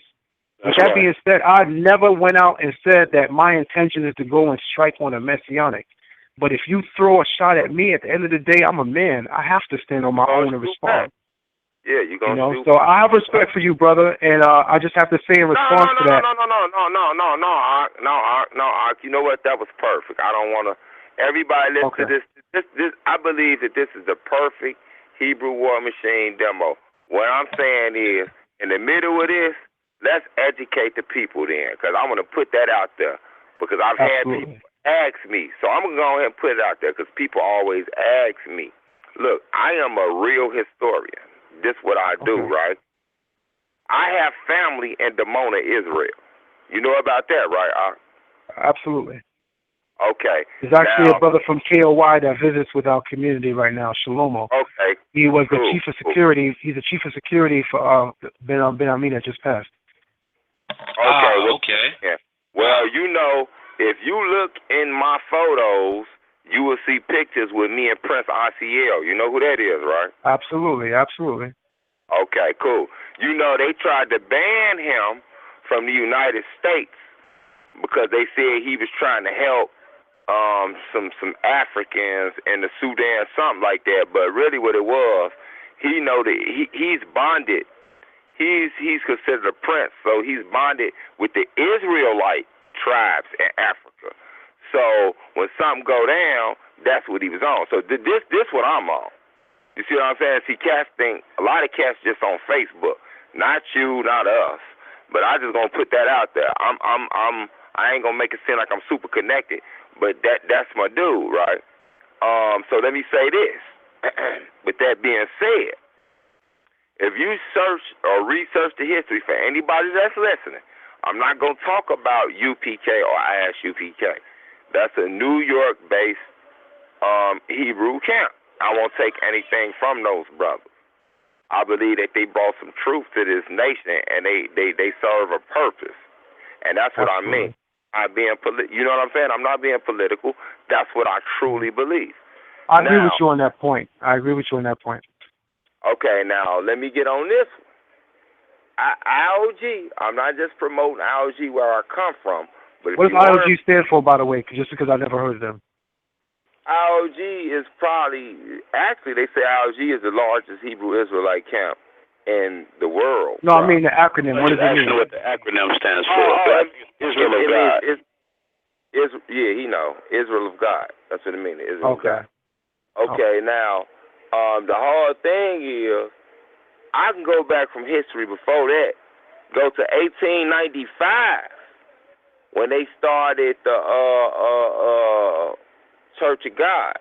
1895 from Louisiana, and they came to Chicago and Atlanta. And when you come here, that's a super old camp, right? Now it was later when all the other camps, you know, Messianics, these Messianics I'm talking about now, branched off and started making the camps. Now, IOG, originally, my teacher come up in the era with Elijah Muhammad. You see what I'm saying? I'm in the shot. They come up in that same era. You see what I'm saying? So these are some real dudes. But the only difference is they just not in New York on the corner with a camera in front of them, you know, screaming at people, which I don't even, you know, now that I think about it, you know, they serve their purpose. You feel me? But I just want to throw that out there because there's a lot of people that is very miseducated. I be hearing people asking me what's the difference between the Chicago camps and the New York camps. And I try to tell them, you just have to look at the history, because if it wasn't for Chicago, wouldn't nobody been going to Israel? You see what I'm saying? My people, I got family, literally, I can go right now and go to Israel. How many people can say that? You see what I'm saying? And I don't even believe in what the KOY believes, but the KOY came up around the same time the IOG did, because the KOY used to be the KOG. You see what I'm saying? It was the kingdom of God, it was the Israel of God. Now, they're not the same, but they came up around the same time, so that means they knew each other. Let's keep it 100. The elders dealt with each other or whatever. And they just had a disagreement on when we should go to Israel and who the Messiah was and all that, because KOI is basically non-messianic and IOG is messianic, and they didn't agree on that. So I want to put that out there now. You know what I'm saying? It ain't no camp. Let me say this right quick. Okay, go ahead, Mike. Finish what you're saying. No, go ahead. That's cool. I think okay. Okay, I wanted to put this out there because everybody that know me and what I do, y'all know I bring the guns right out. And I'm much like my brother Zion here, and Mikael's the same way. We all the same way. We speak truth to power. And I got to do this from this platform and from every platform. Every one of us, all of us Israelites, strive to have a certain level of credibility in the community. You know, we are all imperfect, but we strive to have some level of credibility and respect. But my thing is not joining or being confused with those that don't strive for credibility and respect.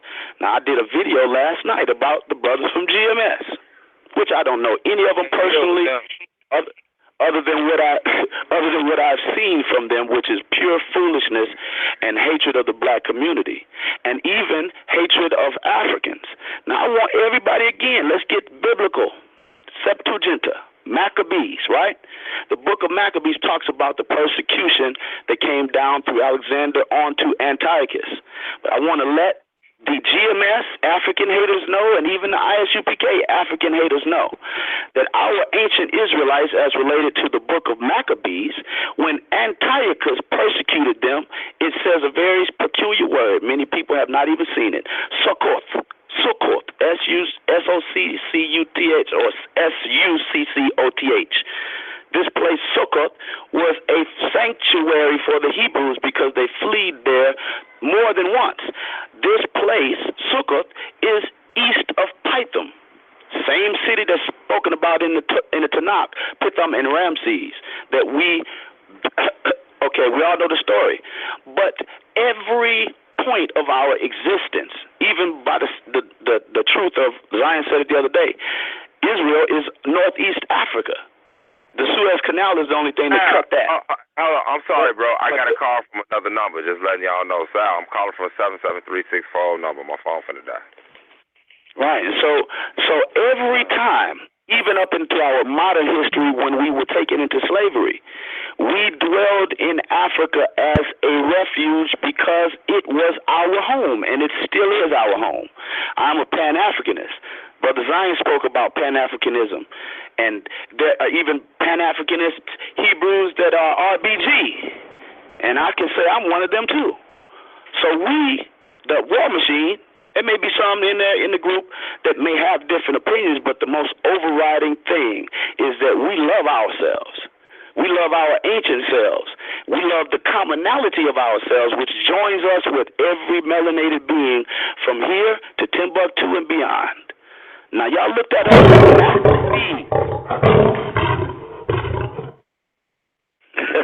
I like that growl, sir. Yeah, man. Just to let everybody know, we have 1 minute on the air, people. 1 minute on the air. What that means is once the 1 minute is up, you can still hear the show, but you have to call in to hear the rest of the show live. You have to dial that number right away, 646-716-7320, to hear the rest of the show live. We're going to take more callers, and after that, we're going to get some final statements from the Hebrew War Machine. And if you happen not to call in on time, the show is archived. You can always go back and check it out from the beginning. Go radio.com/debate talk for you, but call in right away now before the time runs out. You have less than 1 minute left to call in to hear the rest of the show. If you don't mind, let's go to the next caller, guys. Let's go to the next caller. And the next caller actually is caller number 3. And caller number 3, just write this email down. That's debatetalkforyou@gmail.com. Debatetalk4 and letter U @gmail.com. You receive a free video called The Bible versus Egyptology produced by Brother Josh from Absolute Bible Truth. And for those of you who want to get your hands on it, you can always go to the website, which is www.absolutebibletruth.com/store. That's www.absolutebibletruth.com/store, and to click on the video that they have. It's free download via email. Well, not free. You have to pay $5, I think. $5, yeah. But I'm sending you a free one right now for caller number 3. So let's go to caller number 3. Let's see who it is here. Let's go to 252-341. You're live on air. Hey, what's going on, family? Shalom, family. Hey, what's happening, my brother? Shalom. You got it. Yeah, this is Philip Israel Jr. Hey, it's that's what's up. You know that I'm the third caller. That's cool. I'm definitely looking forward to get that that book for sure. But I definitely wanted just to say, man, I love the platform. You know, me and Mikael, you know, we definitely, you know, go back for a while now. That's my brother. I love him to death.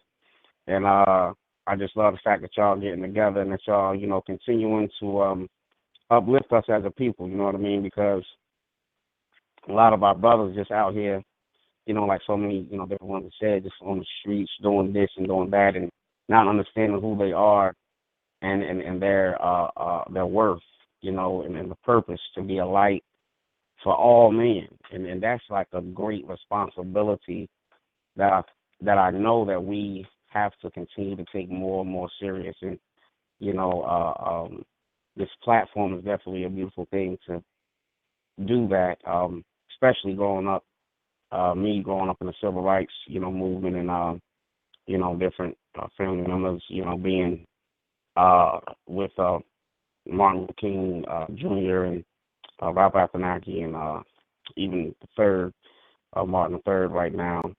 Growing up in that era and being out there marching, it was something that it was, for that time, you know, it was necessary. And to know now that we actually have a greater responsibility by the things that we are learning through and by, you know, the Bible and understanding that this is our history, it means so much more, you know. So, you know, I just wanted to say, you know, continue to do this, continue to build each other up, continue to, you know, move in righteousness, and that's what it's all about, so we can, the body more uniform, more together, you know, because the body, you know, the foot could go, the left foot could go left and the right foot could go right, but if they don't walk together, you know, they just going to be fighting each other. So let's build up the body together and let's continue to do it in righteousness, brothers. You know, love y'all and keep it up. Love you too, my brother. Shalom. Shalom. Appreciate your call. Michael Edwards, do me a favor. Mikael Edwards, do me a favor. Mikael Ben Israel said he's unable to call in. Is there any way you can do a three-way and bring him back in the conversation? Because, you know, we're the overtime part. Yeah, hit me with his, no, I know he might not want to say it over the air, but. Oh, you got him? Oh, I'll call him. Somebody else said they got him. Oh, okay. Not a problem. Somebody else said they're going to get him. I appreciate you. Got him? Okay. And yeah. All right, so we got some more callers standing by. Once again, caller number 5 is going to receive a Seek Truth CD. It's coming out actually August 6th, but it's called Prophetic. It has a lot of great music on there. It's righteous music.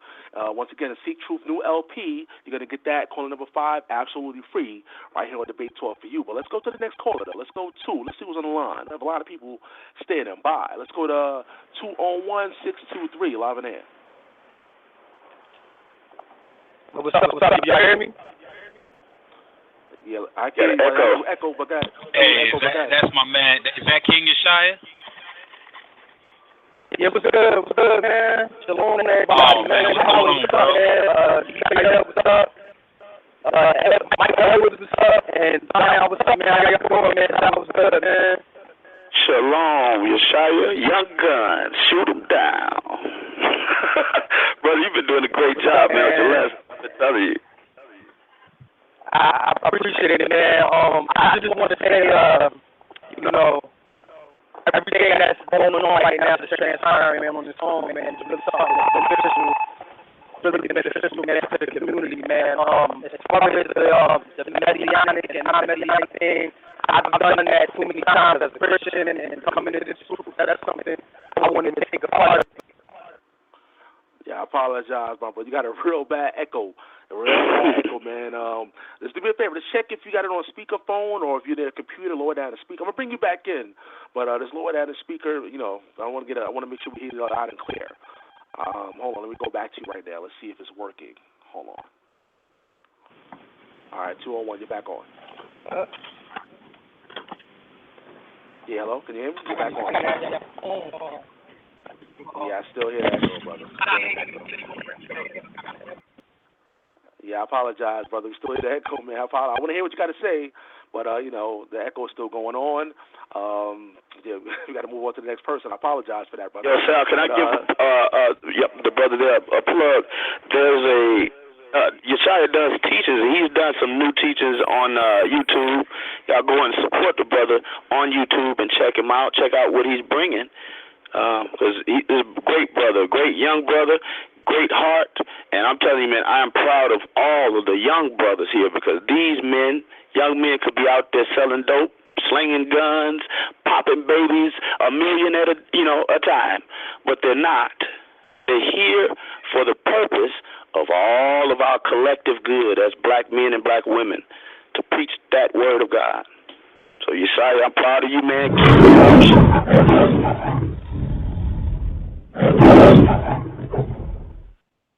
Yes, sir. All right, once again, it's all about the people right now. We got a lot of people standing by. We got to take a few more calls before we sign off and get some last words from the Hebrew War Machine. And shout out to Demo Fulton. I reached out to him maybe 2 months ago, and he actually helped me put this all together. I reached out to him first, and he let me know that he could make this happen. So, unfortunately, he's not on the line right now. But shout out to Demo Fulton, another member of the Hebrew War Machine, and of course Ron Devon Prospect, who's had to take a flight, so he couldn't make it online tonight. But we appreciate you guys for letting me know and show your support for Debate Talk for You Radio. But let's go to the next caller. It's caller number 5, actually. Once again, caller number 5 receives free Seek Truth CD to send me an email at debatetalkforyou@gmail.com with your mailing address, and I'll send it right out to you. Let's go to caller number 5. This is actually a Skype caller. Caller from Skype. You're live on the Debate Talk for You. Who am I speaking to? Oh, peace. What's up? This is Real Doctor, Carl Albert. Yeah, what's going on, brother Albert? How are you? What's up, everybody? I mean, I hit one a minute ago. I had a lot to say, but I don't want to bring no negativity to the call. So I'm going to just say, for anybody out there listening, if you want to hear my point of views on a lot of things, especially Hebrew War Machine to a degree, you can check out my Israel Doctrine YouTube channel. But, I'm kind of sad to hear some of the stuff I heard tonight. But like I said, I'm not going to bring nothing negative to this show. It's a time and place for stuff. So all y'all brothers know that I'm going to be getting at y'all in the near future, for us having conversation. If you want to conversate back, please do so. But that's all I got to say. I appreciate you opening up the mic, but that's all I got to say. Well, I say peace to you, Brother Doctor, and we welcome your invitation. You dig it? We welcome your invitation to come speak your mind or to get your head cut and get gospel poured in. Dig it? I love you, man. We done had some bad little head buttons, but I'm telling you before all these people, I love you. And even though we've had our confrontation, it's not unto death, brother. This is a difference in ideology, and we can put all of that other stuff under the bridge and let it just float away. But if you want to deal with some academics, you pick the right spot to come. You know where to come to holler me out. I want to say something real quick. This is Zion Lexx. I think it's very inappropriate for any Israelite to join this forum right now and seek to make any statements that would shy away from anything close that is disunity. So I'm just kind of wondering where his spirit was just now, because the whole flow of this conversation is about unity.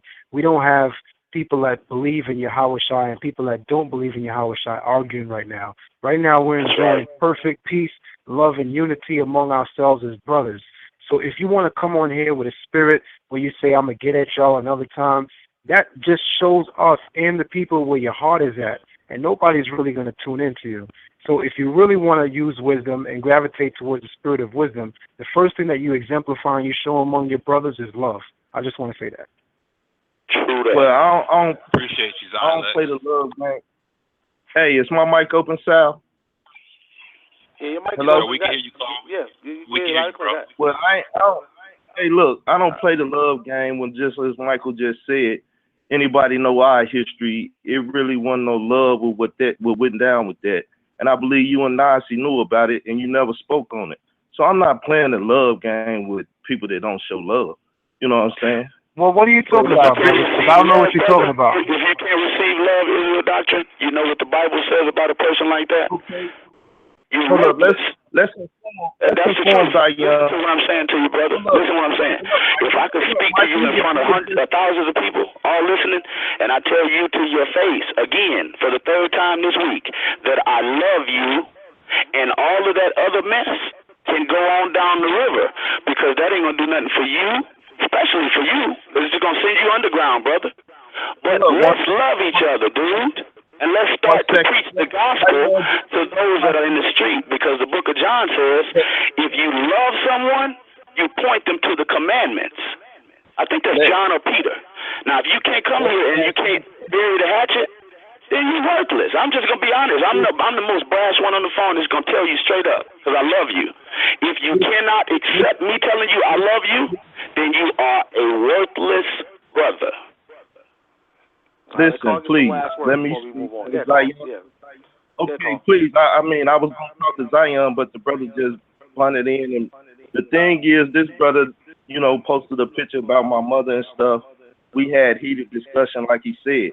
Now, that's water under the bridge, but I'm not finna play the love game. Are you still hurt about it, brother? If you're still hurt, just tell me. We can deal with it privately. But let's not be stupid. Let's not be crazy. Michael, I'm not even talking to you now. I'm not trying to talk to you. Let me talk to Zion. Okay, all right, I'll back up. Go ahead. Let them understand why I said what I said and why I didn't come saying love and all of that. Because to me, that's a game. It's been played in the debate form on here. Oh, brother, I love you. But you call me a liar, say this and that and stuff. So just like you saying you love me, you got to show love. And when I don't see love, then I ain't going to take no verbal statement that's vain and void. It's void. When we was in the private group hangout, did I show you love, brother, in front of other brothers that are heathens and pigs and swine? Didn't I show you love? And didn't I tell the other brothers that you cannot come between me and this brother's peace? See, there is peace between you and me as relates to what we were doing. And I told them brothers in that hangout, and they were right here. Yahweh is right here. Mikael's right here. We got proof. I told them in there that I won't allow anybody to create a peaceful relationship between me and you. Now, if you're of the kind, brother, that want to fan flames, you want to bring wood to a fire that's smoldering, you want to reject love, I'm telling you for the third time, if you are that, I'm not saying you're worthless, but if you are that, you need to, number one, repent, and if you won't, you are a worthless dog. Now, that's my word. All right, we got to go to the next caller, guys. But Carl Abbott, you know, you got that email, man. So send me an email. See that free Truth CD? I got you, brother. But we got some more callers standing by. And we only have a few minutes left, so we got to get to the rest of the callers out here. The number is 646-716-7320. It's the Roundtable episode 16, Hebrew War Machine Assembled. Let's go to the next caller. Let's go to 315-863, live in air. Shalom, shalom. This is Brother Ariel, formerly known as Sound Mind. What's up to the Hebrew War Machine panel? What's up, man? I heard your voice in 9 months. Yeah, it's been a minute. What up, Mike? Is Nasi and all them still on? Yeah, we hear you. Oh, okay. Zion okay, there? I'm good. Still there, Zion? Okay, good. Oh, well, yeah. I just got a question for the panel. I'm not trying to cause no division or nothing like that, but I was just wondering, you know, I'm new into the faith and everything, so I was just wondering, you know, they said that a lot of things are going to be handled privately, so I was wondering, like, is only the elders going to handle it privately, or does everybody have to say so? Because I just want to be on the same page as everybody, that's all. Zion, you take that one, brother. I'm not sure what the brother asked. Do you mind answering the question again? Okay. Yeah. So I've been following the Hebrew War Machine for a good year now. I came to the Shema Israel event before the Commit on Trial, and then I came to the Commit on Trial afterwards. With just the Hebrew have you met me, brother? Yeah, we was downstairs together, and we was upstairs together too. Did we stand next to each other at Kevin on the Trial, literally under the by the stage? Yeah, we were sitting down next to each other on stage. Yeah. Yep. Ariel? Yeah. Okay, I definitely remember who you are, brother, and I also remember that at our last event we didn't speak at all. But I definitely remember who you are. So I'm definitely all ears, and I'm listening to your statement and your question. Yeah. Well, this is for the record. I ain't got nothing to do with that last situation that what happened with. Okay, that's no problem, brother. That's no problem. But what I'm trying to say is, I hear the elders keep saying, we're going to handle a lot of situation in private, because we don't want, the division to be in the forefront. And I'm okay with that. But I'm just want to know, is it just going to be the elders handling it in the private, or is it just going to be like, do everybody got to say type thing? And like, when is these discussions going to be taking place? I want to respond to that by saying this. I think that any discussions that take place that concern the nation needs to be involved. Number one, I never stood in a line where I was told that I was an elder in this nation. I was never elected as anything in this nation, period. And I don't know who else was either. So with that being said, I don't even think that we have created that platform yet to have and make those kind of statements. But what I will say is this: if and when we do form a body, the way that I would suggest it be ran is that, we elect a couple of individuals to basically adjudicate the matter, judge certain matters in our community, but I believe that our community needs to be involved in that which is being judged, so that what I'm saying in the greater sense then is that we should meet up and call a collective meeting in a major city which is neutral to Israelites, in this country, and whatever it is that we're discussing, we want to make sure that a great majority of our people are there to see it being adjudicated by whoever we appoint to oversee it. I don't think it should happen behind closed doors, because at the end of the day, I don't trust man, so I don't expect you to. So I would want to see something like that happen in the open forum. All right, anybody else want to say anything before we move on to the next person? I'd like to say something. I agree with everything Zion just said, and I want people to clearly know, again, I said this before, but I can't say it enough. When we're dealing with differences inside the house, it is not an argument to death. I don't want people to get even with my brother Zion and what we were talking about a little while ago, that's not Zion, are you going to go shoot them brothers? Say that again? Are you going to go shoot somebody tonight? No, I've never done that in my life, actually. Exactly. And so the point is that all of what we're doing is a theological, ideology difference, and debates must happen. Debates even between in the house, it must happen. But I've learned a lesson. From my brother Israel Doctrine, I learned a lesson. I learned a lesson in humility and how far to go and how far is too far to go. And like I said, again, I apologize to you, brother, for doing what I did. I'm not even going to repeat what I did to you. But we all need to learn from experience that these differences are not differences unto death. Neither is it unto death of the Israelite community. Because once we come out of this meeting, we should all be able to say, I love you, no matter what you believe. Okay. I totally agree. Would you mind if I add something real quick before the brother Ariel comes off the phone? Please do, my brother. Okay. Can y'all hear me? Can y'all hear me? Yeah, we hear you, Mikael Ben Israel. He's back. We got you, brother. Okay, go ahead. I just wanted to know that I was back online. Yeah, this is me. Okay. My call.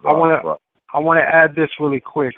Israel Doctrine came on and he said that he did not want to show love because, in a sense, he felt it was fake because he didn't feel love in the environment because of whatever issue him and Michael may have had or Mikael may have had in the past. But here's the point that I want to make, and I will draw from the New Testament to make this point. I happened to saw a New Testament quote a couple of days ago posted on Facebook, where there was a person in the New Testament that approached Jesus and asked him, how many times may my brother offend me? And Jesus said up to 7 times 10, which is which is 70 times. Now, here's something that I will draw from the Torah. The Torah tells us that if your enemy's ass is on his burden and it falls, you're to help your enemy continually. That's your enemy. All right. The Creator adjures us whenever our enemy is in distress, we are to continually offer ourselves to him and offer our service. The Torah also tells us through the book of Proverbs that love covers all offenses. So saying that to say, none of us should be so big inside and hung up on past grudges where we can't clear the state and show people love. With that saying, Brother Ariel, I would love to reach out to you on Facebook and rebuild the barn, because the bigger thing in our community right now is unity and love. I don't have hate for nobody that calls himself Israel. That's me. I want to make that clear. That's wonderful, man. Hey, if you don't mind, Lex, I don't know if you've seen the videos from Wayne, King Yeshai, that was just in here, but he showed some excellent examples in the Tanakh of kings that actually prayed for their enemies in hardship, but then the end result was that he wanted them to return and to seek the name of the Most High. Exactly. You know what most people forget? Remember during the holy season of Shavuot, during Shavuot, the high priest offered up 70 bulls. Why? Because there's 70 nations. Wow. Every time the high priest went up during the 15th day of the 7th month, 70 bulls were offered upon the altar in Jerusalem for every nation. That means it is not just our responsibility to show love to those in our community, but in the greater sense, we're supposed to show love to everybody around the world. This is again why I disagree with people who bang on outsiders, because Israel, from number one, was a nation that was set up to draw people towards the Almighty. If we can't go out in these streets and not only wake our brothers up, but even strangers that pass by, we're not supposed to deter them from the truth. Israel is a light towards the Creator. We're supposed to wake everybody up. I hate to keep you know this thing what? back and You know forth. what? Hey, can y'all hear me? You know what? You know what? Yeah, this me, Kyle. Yeah, this me. I'm back on, Joe. You know what, though? To be honest, I feel that 100% because it's the reason that the Most High said that we are the chosen. If we the chosen, what are we chosen to do? And that's because we are the priesthood. We are the priesthood to all of humanity. That's right. You see what I'm saying? That's literal, and a lot of Israelites don't like that. They only want Israel to make it to the kingdom and everybody. And that's cool. I know this. I know this for a fact. You know what I'm saying? But I'm gonna be quite honest with you. You know what I'm saying? We gotta stop this, man, because let's keep it 100, man. We sitting here. I ain't gonna lie. I've been listening to this. I dropped off. But I'm gonna be quite honest with you. This is still a beautiful dialogue. Somebody's going to try to interject into this. Yeah, they're going to try to interject into this and make this seem like something. So I'm going to say it out my mouth because, you know, they scared of me, bro. And when I say that, I'm saying that humbly. I don't know why. Maybe it's because I used to be a game banker or whatever, but they scared of me because on the scholarship, I ain't playing with you, Joe. Look, these cats on here that want to nitpick on Hebrew War Machine and us, Messianic, non-Messianic. Look, man, like I said before, the Messianics and non-Messianics are going to have these discussions for the simple fact we believe that this is valuable to salvation. Why people can't understand that? Absolutely. But guess what? It does not take away from us being a nation of Hebrew Israelites who love each other. I don't get that. So what I'm trying to say is, to all you little, I know I'm in fake ass I'm in Raw Squad. Excuse me, bro. I'm in Raw Squad, House of Conning people. I know they on here ear hustling. They ear super big, right? And I'm going to tell y'all, like I told you before, I done split Ankhead a couple of times. Y'all need to stop with that pseudo fake science. You then got a person going from a fish to a donkey to a monkey to a person, and then you're going to try to tell me I'm crazy because I believe in a scripture that say I created you the way that I am. When I can see the real definition of science to observe. I've observed a man and a woman create a baby with 2 arms, 2 legs, a head, look just like that man and that woman. I've never seen a fish turn into a dang on orangutan. So what I'm trying to say is y'all need to stop with this super pseudo, fake, bootleg, I'm finna put it out there. Look, Joe, I'm back now. Y'all know I disappeared, so I'm finna go and put it out there. Look, hey, I'm a Ride Squad. If you listening, with your bent up ass army hat, that don't mean nothing. What I'm finna tell you, Joe, and anybody else, y'all need to stop with this fake science because I can destroy that with my hands tied behind my back with a fifth of 1800 in my mouth and my hat pulled over my eyes. Everything y'all saying is false, it's fake, and you know dang on well it don't make no sense. I'm going to say one thing, and I'm going to bounce straight up off the phone, Joe, because this Hebrew War Machine, so we represent, Joe. You know what? We want to elevate this from gangbanger. We're going to take this from Vice Lord, GD, Blood, Crip. We're going to take this to, you know what, if brothers going to bang, let's bang intellect. Let's get them books together, Joe, so we can wake our people up. You see what I'm saying? Right. But what we not finna accept is these fake, phony, false-ass scholars in our community acting like they doing something. And you know what I only see? I only see the Hebrews going to something when something happens. It ain't no Kemet community, man. I'm putting that out there public. It does not exist. There is not a such thing as a Commission or Kemetic community. It does not exist. They only exist online. I'm keeping it real.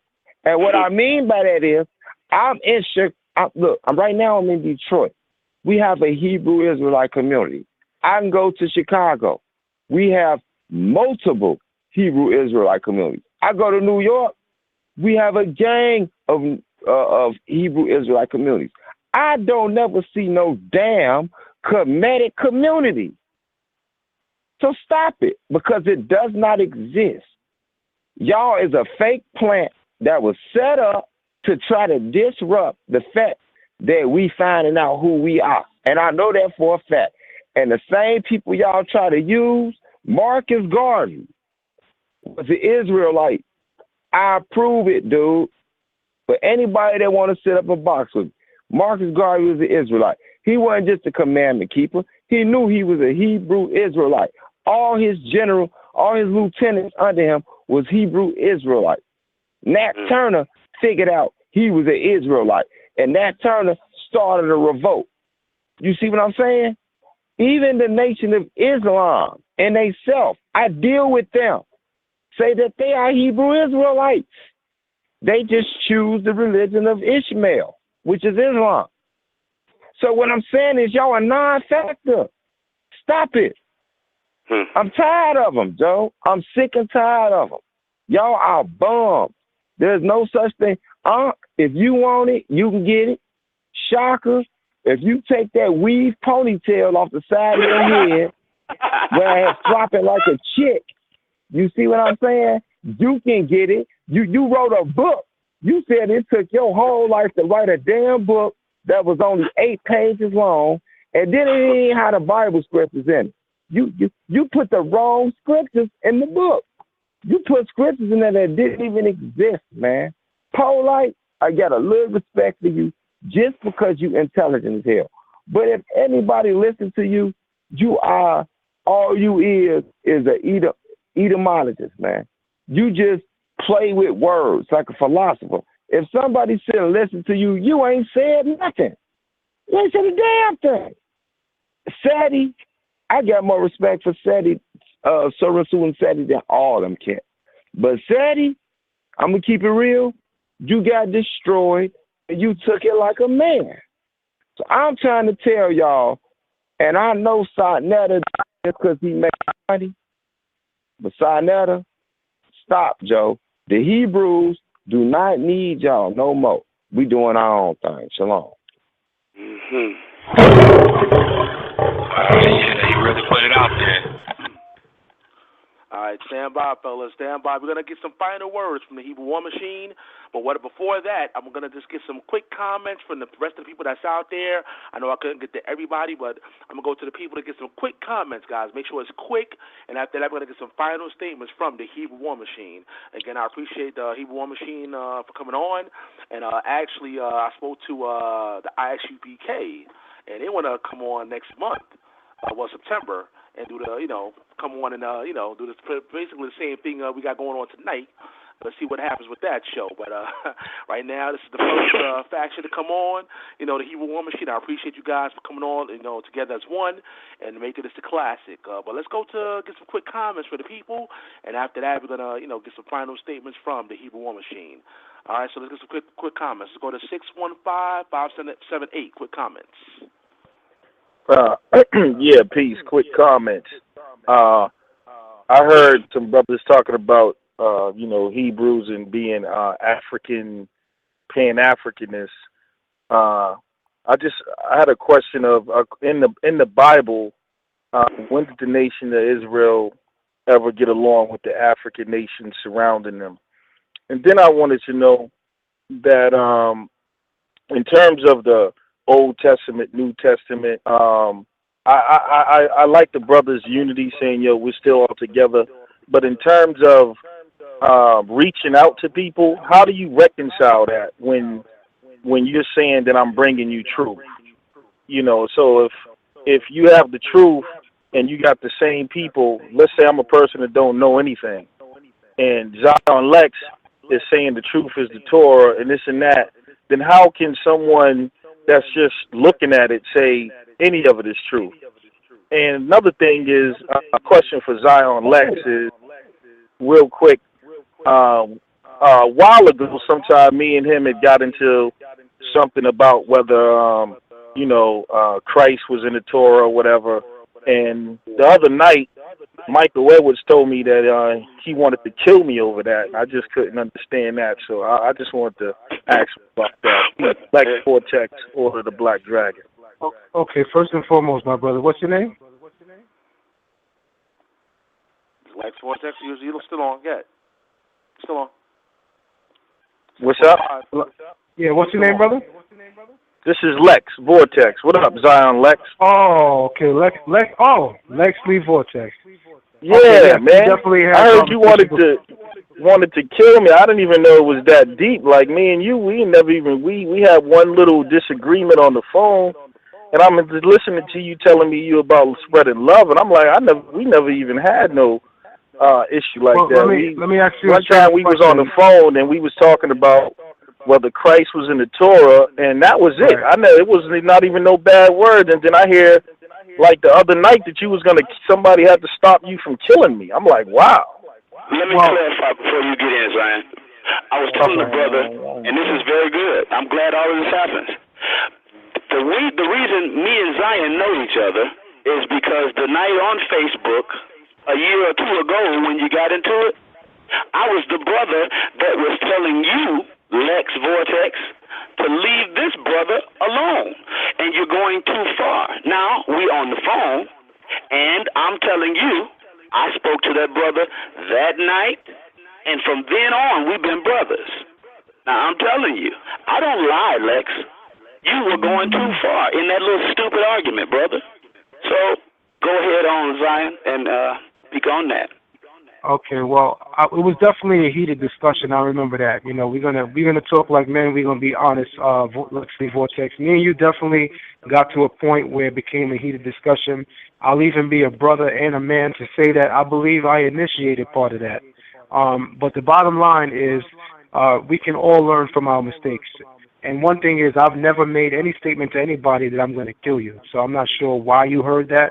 I'm not sure why it is that you may want to believe that, but I'm telling you right now, as a brother who is forthright to take responsibility for even initiating the conversation, becoming aggressive, I'm telling you that I know that I possibly made it aggressive, because a lot of times when I'm speaking to a person who doesn't know me and we have difference of opinion, it usually becomes aggressive because people just come at me because they think I'm aggressive. So I usually retaliate in that way, or sometimes I initiate it just to stand my ground. But in all reality, my brother, the thing that I'm focused on and what I teach and what I live is love for my brother. I don't have no hate in my heart for you, period. Until you exemplify hate for me, I don't have no hate for you. And at the end of the day, the Torah commands us that no matter what, I can't hate my brother. That's the bottom line. So I'm not sure how you want to take that now, but that's what I'm saying to you. And the exact words were passed to you. I'm reading it right here in the group hangout. I said that I stopped Zion from jacking you up. All of the brothers in there, Kansu, Kevin is on the phone. All these brothers saw it, man. So this is the reason why sometimes Israelites have these very stringent issues, because people have spirits on them and they will do anything to create disunity. But not here, Lex. And guess what? Both of us still love you. We gotta go to the next caller. Once again, quick comments, y'all. Make it quick. 615-688. You're live on air. 615-688. Shalom. Shalom. Shalom. Brother Zion Lex there. I'm giving a shout out to Brother Zion Lex and the fans from that panel. This is Brother Elias Ben Yashuvel from Facebook. Yeah, y'all. Oh, shalom, my brother. Shalom, shalom. Shalom. I'm just calling in, quick comment. I was trying to get a conversation, but I just want to give a shout out and say, talk to you personally, Zion Lex, although I personally do disagree with your stance on the Messiah. I'm not all about making sure to clarify that I'm not all about attacking like you see a lot of the camps do, if you say what I'm saying. I'm not throwing shots at the camps, and I also want to give you respect and a shout out for being able to stand up for yourself when you got 5 or 6 camps coming at you at one time, because things do get hectic when you got all of Israel calling for your head situation. But I just want to pretty much make it clear that, yes, I do disagree with you, and I know I'm on no platform to disagree with you openly, but I do disagree with you about the, Messiah not being in Torah, but I want to keep it still in a respectful brotherly love platform.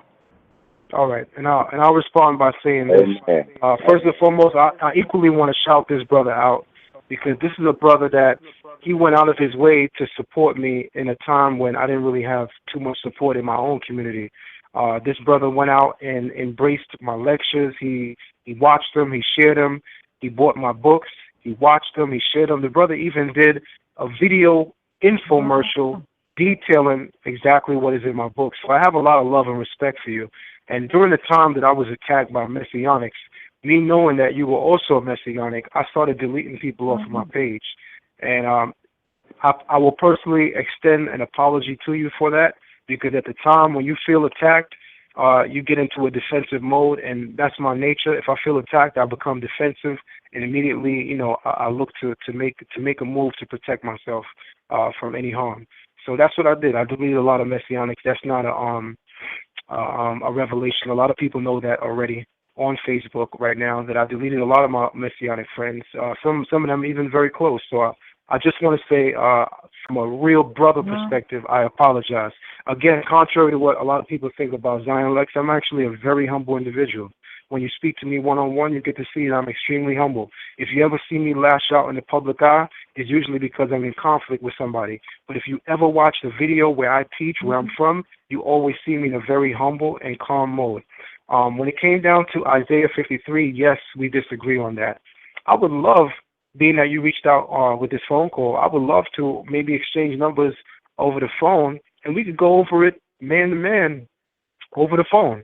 And I would love to hear your views on it, and I would love to share my views on it. And even if we still walk away not agreeing, we could still agree that we Israel, and that's where I stand on that, brother. Yes, sir. I'm deeply honored. All right. I appreciate that. I appreciate the call, man. We're going to take about two more. We're going to take two more callers, and after that, we're going to get some final statements from the Hebrew War Machine. Again, I appreciate everybody that's calling via Skype and via phone. They, stayed on for, all these amount of hours. Check out the show. And the show is archived, so if you missed any part of the show, you can always go back and go check it out. But we're going to take two more callers. Two more, and after that, we're going to pretty much wrap it up. Let's go at 314-680. You're live on air. What's going on, Sal? What's going on to everybody in the house? Is G Consciousness. What's happening, LeRon? What's up? Peace, bro. Peace. I just wanted to give a shout out to Sal and everybody on here, man. Y'all already know, I ain't trying to start no confusion, but like the brother just said, I agree with him. I followed up after the Gorilla Hebrew once Brother Zion Lexx did a video talking about Isaiah 53. My main thing with Nasi and with Nasi and Lexx, y'all got a lot of explaining to do when it comes to the literal things and then the allegories that y'all break down with the biblical text, and sometimes it don't be lining up. So that's my main thing that I have with them. But for the most part, the brothers, they seem humble, whatever the case may be, and I love the spirit, especially of Nasi, the things he do, in the community. So I can't never knock that. But, I will say this, that, out of just, friendly love or whatever the case may be, anything that you brothers put out there, that I feel this not lining up with the scriptures nor the text, or you feel that it's on a higher intellectual scale, I'm gonna be there to basically confound that. I know your point of views one-on-one. I'm not trying to talk to you one-on-one, Zion Lexx, but for the people's sake, I will confound Isaiah 53. And I seen the information you put out, and I want to say for those that listen to what I put out, go and listen to how I responded to Zion Lexx and see that why Israel is disqualified for being a suffering servant in Isaiah 53. But I just want to say, brother, I'm on your book. I'm going to get that book tomorrow. I like your information that you put out for us. We're dealing with Kemet and Mesopotamia. So the brother who actually just got off the phone with you, he the one inspired me to go get your book, you know what I'm saying? And he was saying it was pretty good. I watched a couple of his videos. So I'm going to definitely get your book because when you on point about stuff, I can't never knock that. But I disagree with you on Isaiah, 53, and also when it deals with Leviticus and the Moshiach and the blood atonement. But I just want to say peace to everybody that's in the house. Can I respond to that really quick? I want to say this. I want to say this to LeRon while you're still on the phone. I definitely appreciate you, being bold and fierce enough to face me on the phone and say that to me directly. Sometimes when we speak on Facebook, we don't get to hear tone and we don't get to, perceive character, which is, you can't type character and you can't type tone. So sometimes I may come off offensive online, or maybe I may find you offensive online, but it's always best to connect either in person or on the phone. And just by hearing you speak and some of the things you said, especially towards the end, I could definitely respect that. I don't have a problem with somebody having a difference of opinion with me. So likewise, I hope brothers don't take it personally when I don't, hold the same views that they do also, because I'm not going to dehumanize you because you look at Isaiah 53 different than me. I'm not going to do that. Do I speak passionately about what I believe? Absolutely. I think most people who truly are sure in their convictions, they have a passionate way that they convey information. So that's just me. And from what I get and from what I'm hearing, that's also you. I actually don't mind you responding. I didn't check out the video, but now that you definitely put it out there, I'm going to definitely check it out, and I'm going to respond to you on your YouTube page to give you my take on it. And, we could trade views because, again, at the end of the day, I don't think that Israel should be divided because of our views, because one thing I remember throughout the Tanakh is the Creator said that when he gathers his nation, we're going to become one stick in his hand. He's going to gather all 12 tribes, and we're going to become one in his hand. So with that being said, we're going to have to get over our differences. We're going to have to find a way where we can communicate to one another effectively without insulting each other and build with that. So that's what I have to say. Thank you very much. I appreciate it. Okay. Well said. Most definitely, brother. LeRon. Hebrew War Machine. We're going to take one more caller real quick, y'all. Be like, Hopefully, we got 10 minutes left. But we'll take one more, and please make it quick because I want to get some final statements from the Hebrew War Machine. Let's go to 516-236. You're live on the Debate Talk Radio. 516-236. You're live on air. 516. Can you hear me? 516-236. All right. Got to move to the next person real quickly. Let's go to 202-480. 202-480. Yeah. Thank you, Sal. I'll make it short and sweet. Just called in with a brief compliment and a testimony as well. Over the last 7 months, I've had the privilege of getting to know these gentlemen on the phone tonight. I've had conversation and dialogue with each one of them, some more than the other. And all of them that you heard from tonight representing the Hebrew War Machine are righteous men. Each one has something special to offer when they come together as the War Machine. And I love how they walk through life with the Spirit amongst them. So it's been an honor and a privilege getting to know each one of them. And I want to add that nothing, and I repeat, nothing can break what unifies these brothers. And they walk together in the faith. And Old Testament, New Testament, Messianic, non-Messianic, it will not divide what unifies these gentlemen on the phone tonight. So in closing, I'll just say we give all glory, honor, praise to the one and only Creator, the mighty Yah. Shalom, gentlemen. Shalom, Basim. Shalom, Basim. I appreciate you, bro. I definitely do.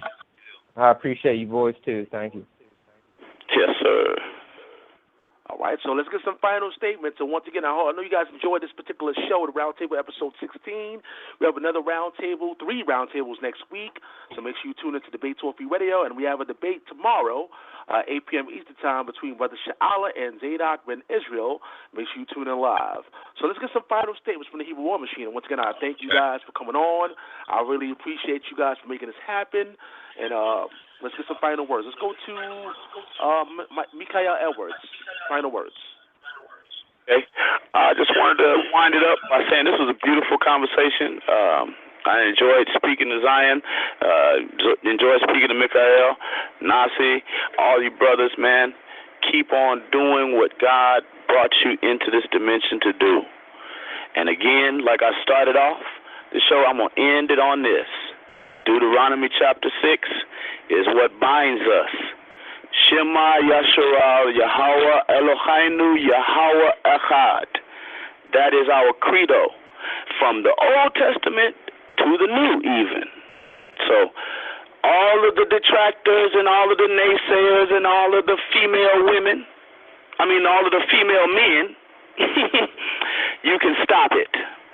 You can stop it. Because he's not going to change nothing here. We're going to keep doing what we're doing, and God is going to continue to elevate us as we elevate the community. So, peace to you, Sal. Love you, my brother. Love you, Zion. Love you, Mikael, Kevin, Basim, LaRon, and even you, Carl. I really love y'all, man, because y'all are my brothers. So. Love you, too. Love you too, bro. Appreciate you, man. Thanks a lot for the call. I forgot your name already, man. 609. 609. Nah, you good, man. I haven't had much to say. Yeah, no problem. It's just that these dudes have been dropping some nice gems, and I've just been enjoying it. But Edwards just spoke my mind because, the brother's just on point. But I like to say this. In regards to our unity, Deuteronomy 6:4. Hear, O Israel, the Lord God is one God. Ye shall love thy God with all thy heart, with all thy mind, and all thy soul. And in regards to what we believe in division, I like to point to Luke chapter 24 and 44. And those are the words which I spake unto you while I was yet with you, that all things must be fulfilled that was written in the law of Moses, in the prophets, and the Psalms. I say that to say this. In unity as Israel, we know that there is one God over Israel, and we are to love him with all our heart, with all our soul, and all our might. In regards to the division, I take what Christ said in 24 and 44 to say that although Zion Lexx just reads the Tanakh, because of what he's reading is concerning the Christ that I believe in, he is also my brother in Christ. So I just like to say that in shalom. Right.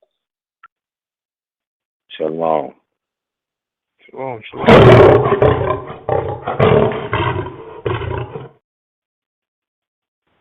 We appreciate that, man. Mikael Ben Israel, any last words you want to share with the people? Go ahead.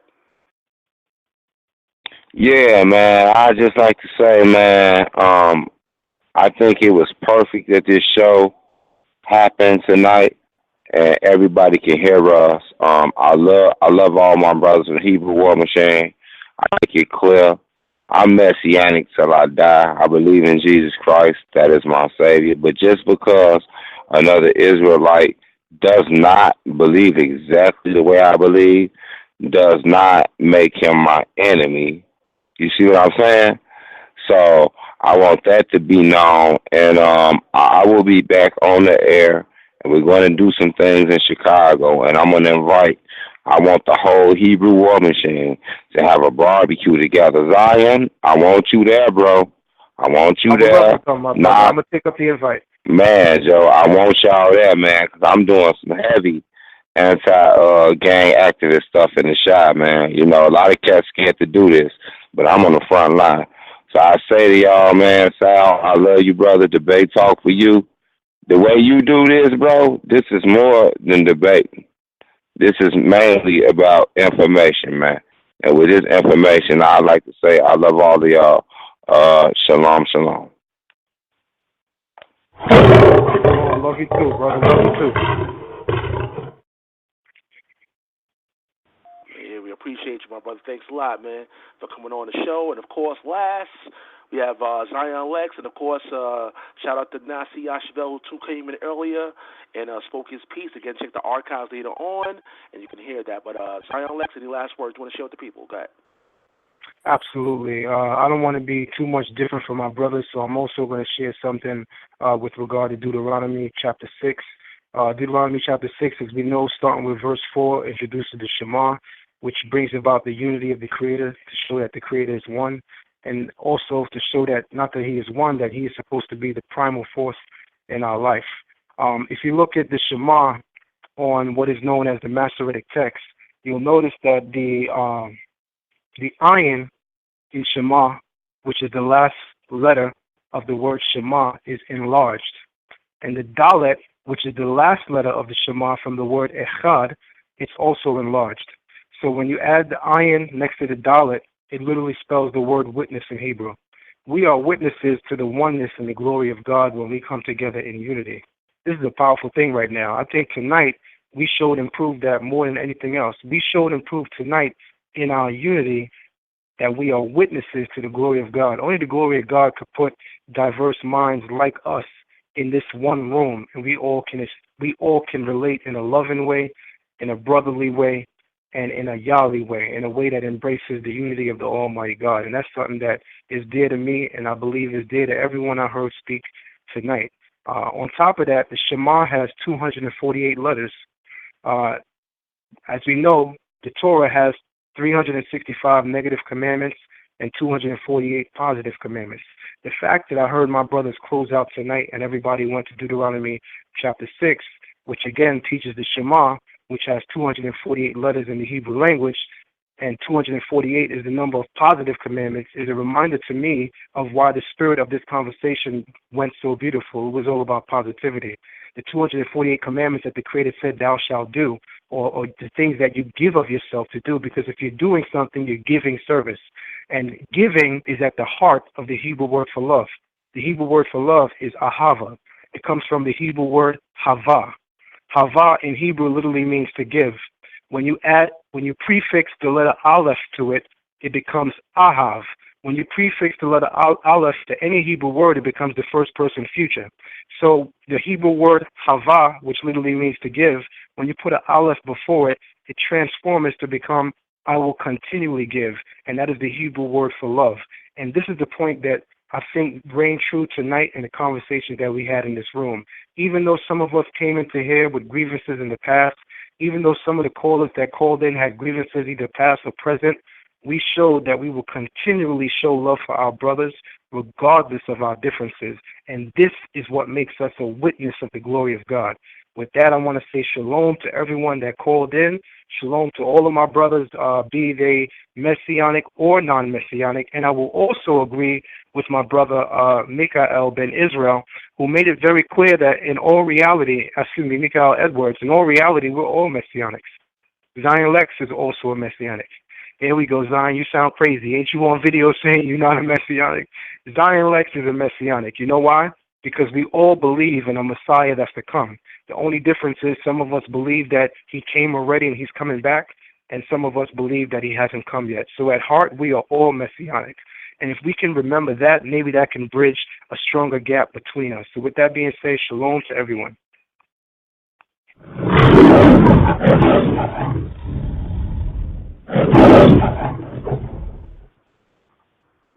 Real quick, I believe I just got notified that Demo Fulton is on the line.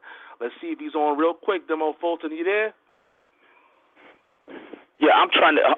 If you can, man, I'm gonna have to call him on three-way because he just hit me, and I thought you were gonna unmute me again. Yeah. Go ahead, call him right back real quick. I think we have like 4 minutes left. Okay, we have hold on. 4 minutes left. And we're gonna hear from Demo Fulton again. I thank that brother for setting us all up. We stopped him a few months ago, and see if it could even happen. And he let me know that he definitely make it happen. So I thank that brother. We're gonna hear from him in a few minutes. Yeah, hello. Demo, that's you?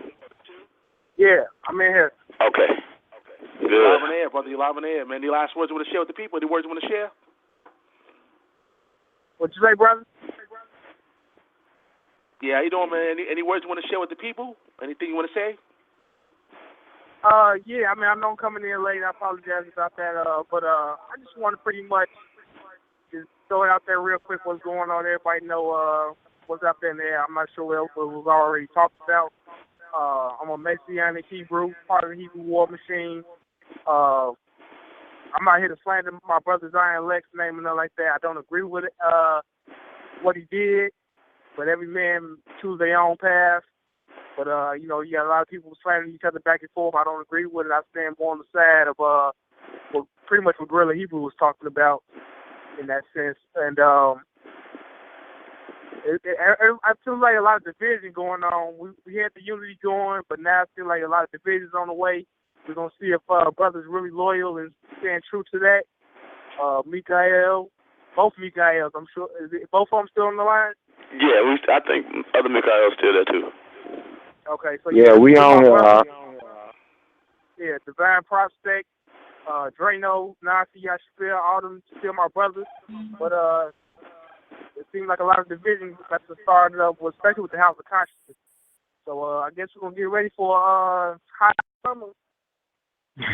Debate coming. Demo, this is Zion, Demo. And I just want to say, brother, you my brother regardless, man. You know that in my heart. You know that in your heart. You my brother, man. Messianic, non-Messianic, forget all that. You my brother. The first thing that the Creator put upon us is the name Yisrael. Some of us say Yasharallah. Either way, you know that me and you and all of us in this room are brothers. And we brothers first before any differences that we get. So I love you, brother. That's right. And I got to say this about this brother Zion Lexx. I don't know before anybody else heard him. First time I heard the brother, he came on the Hebrew War Machine last July. The brother was humble. He showed humility, always showed me respect. Ain't never, he always been a good brother to me. So that's why I said I'm not here to slander the brother's name. Everybody can stand on their own path, but we brothers at the end of the day. And that's the thing I think, as far as what I've been seeing on the internet, is going too far with the slander. You know what I mean? I agree. You can see white people that disagree with you and all the other stuff, but that.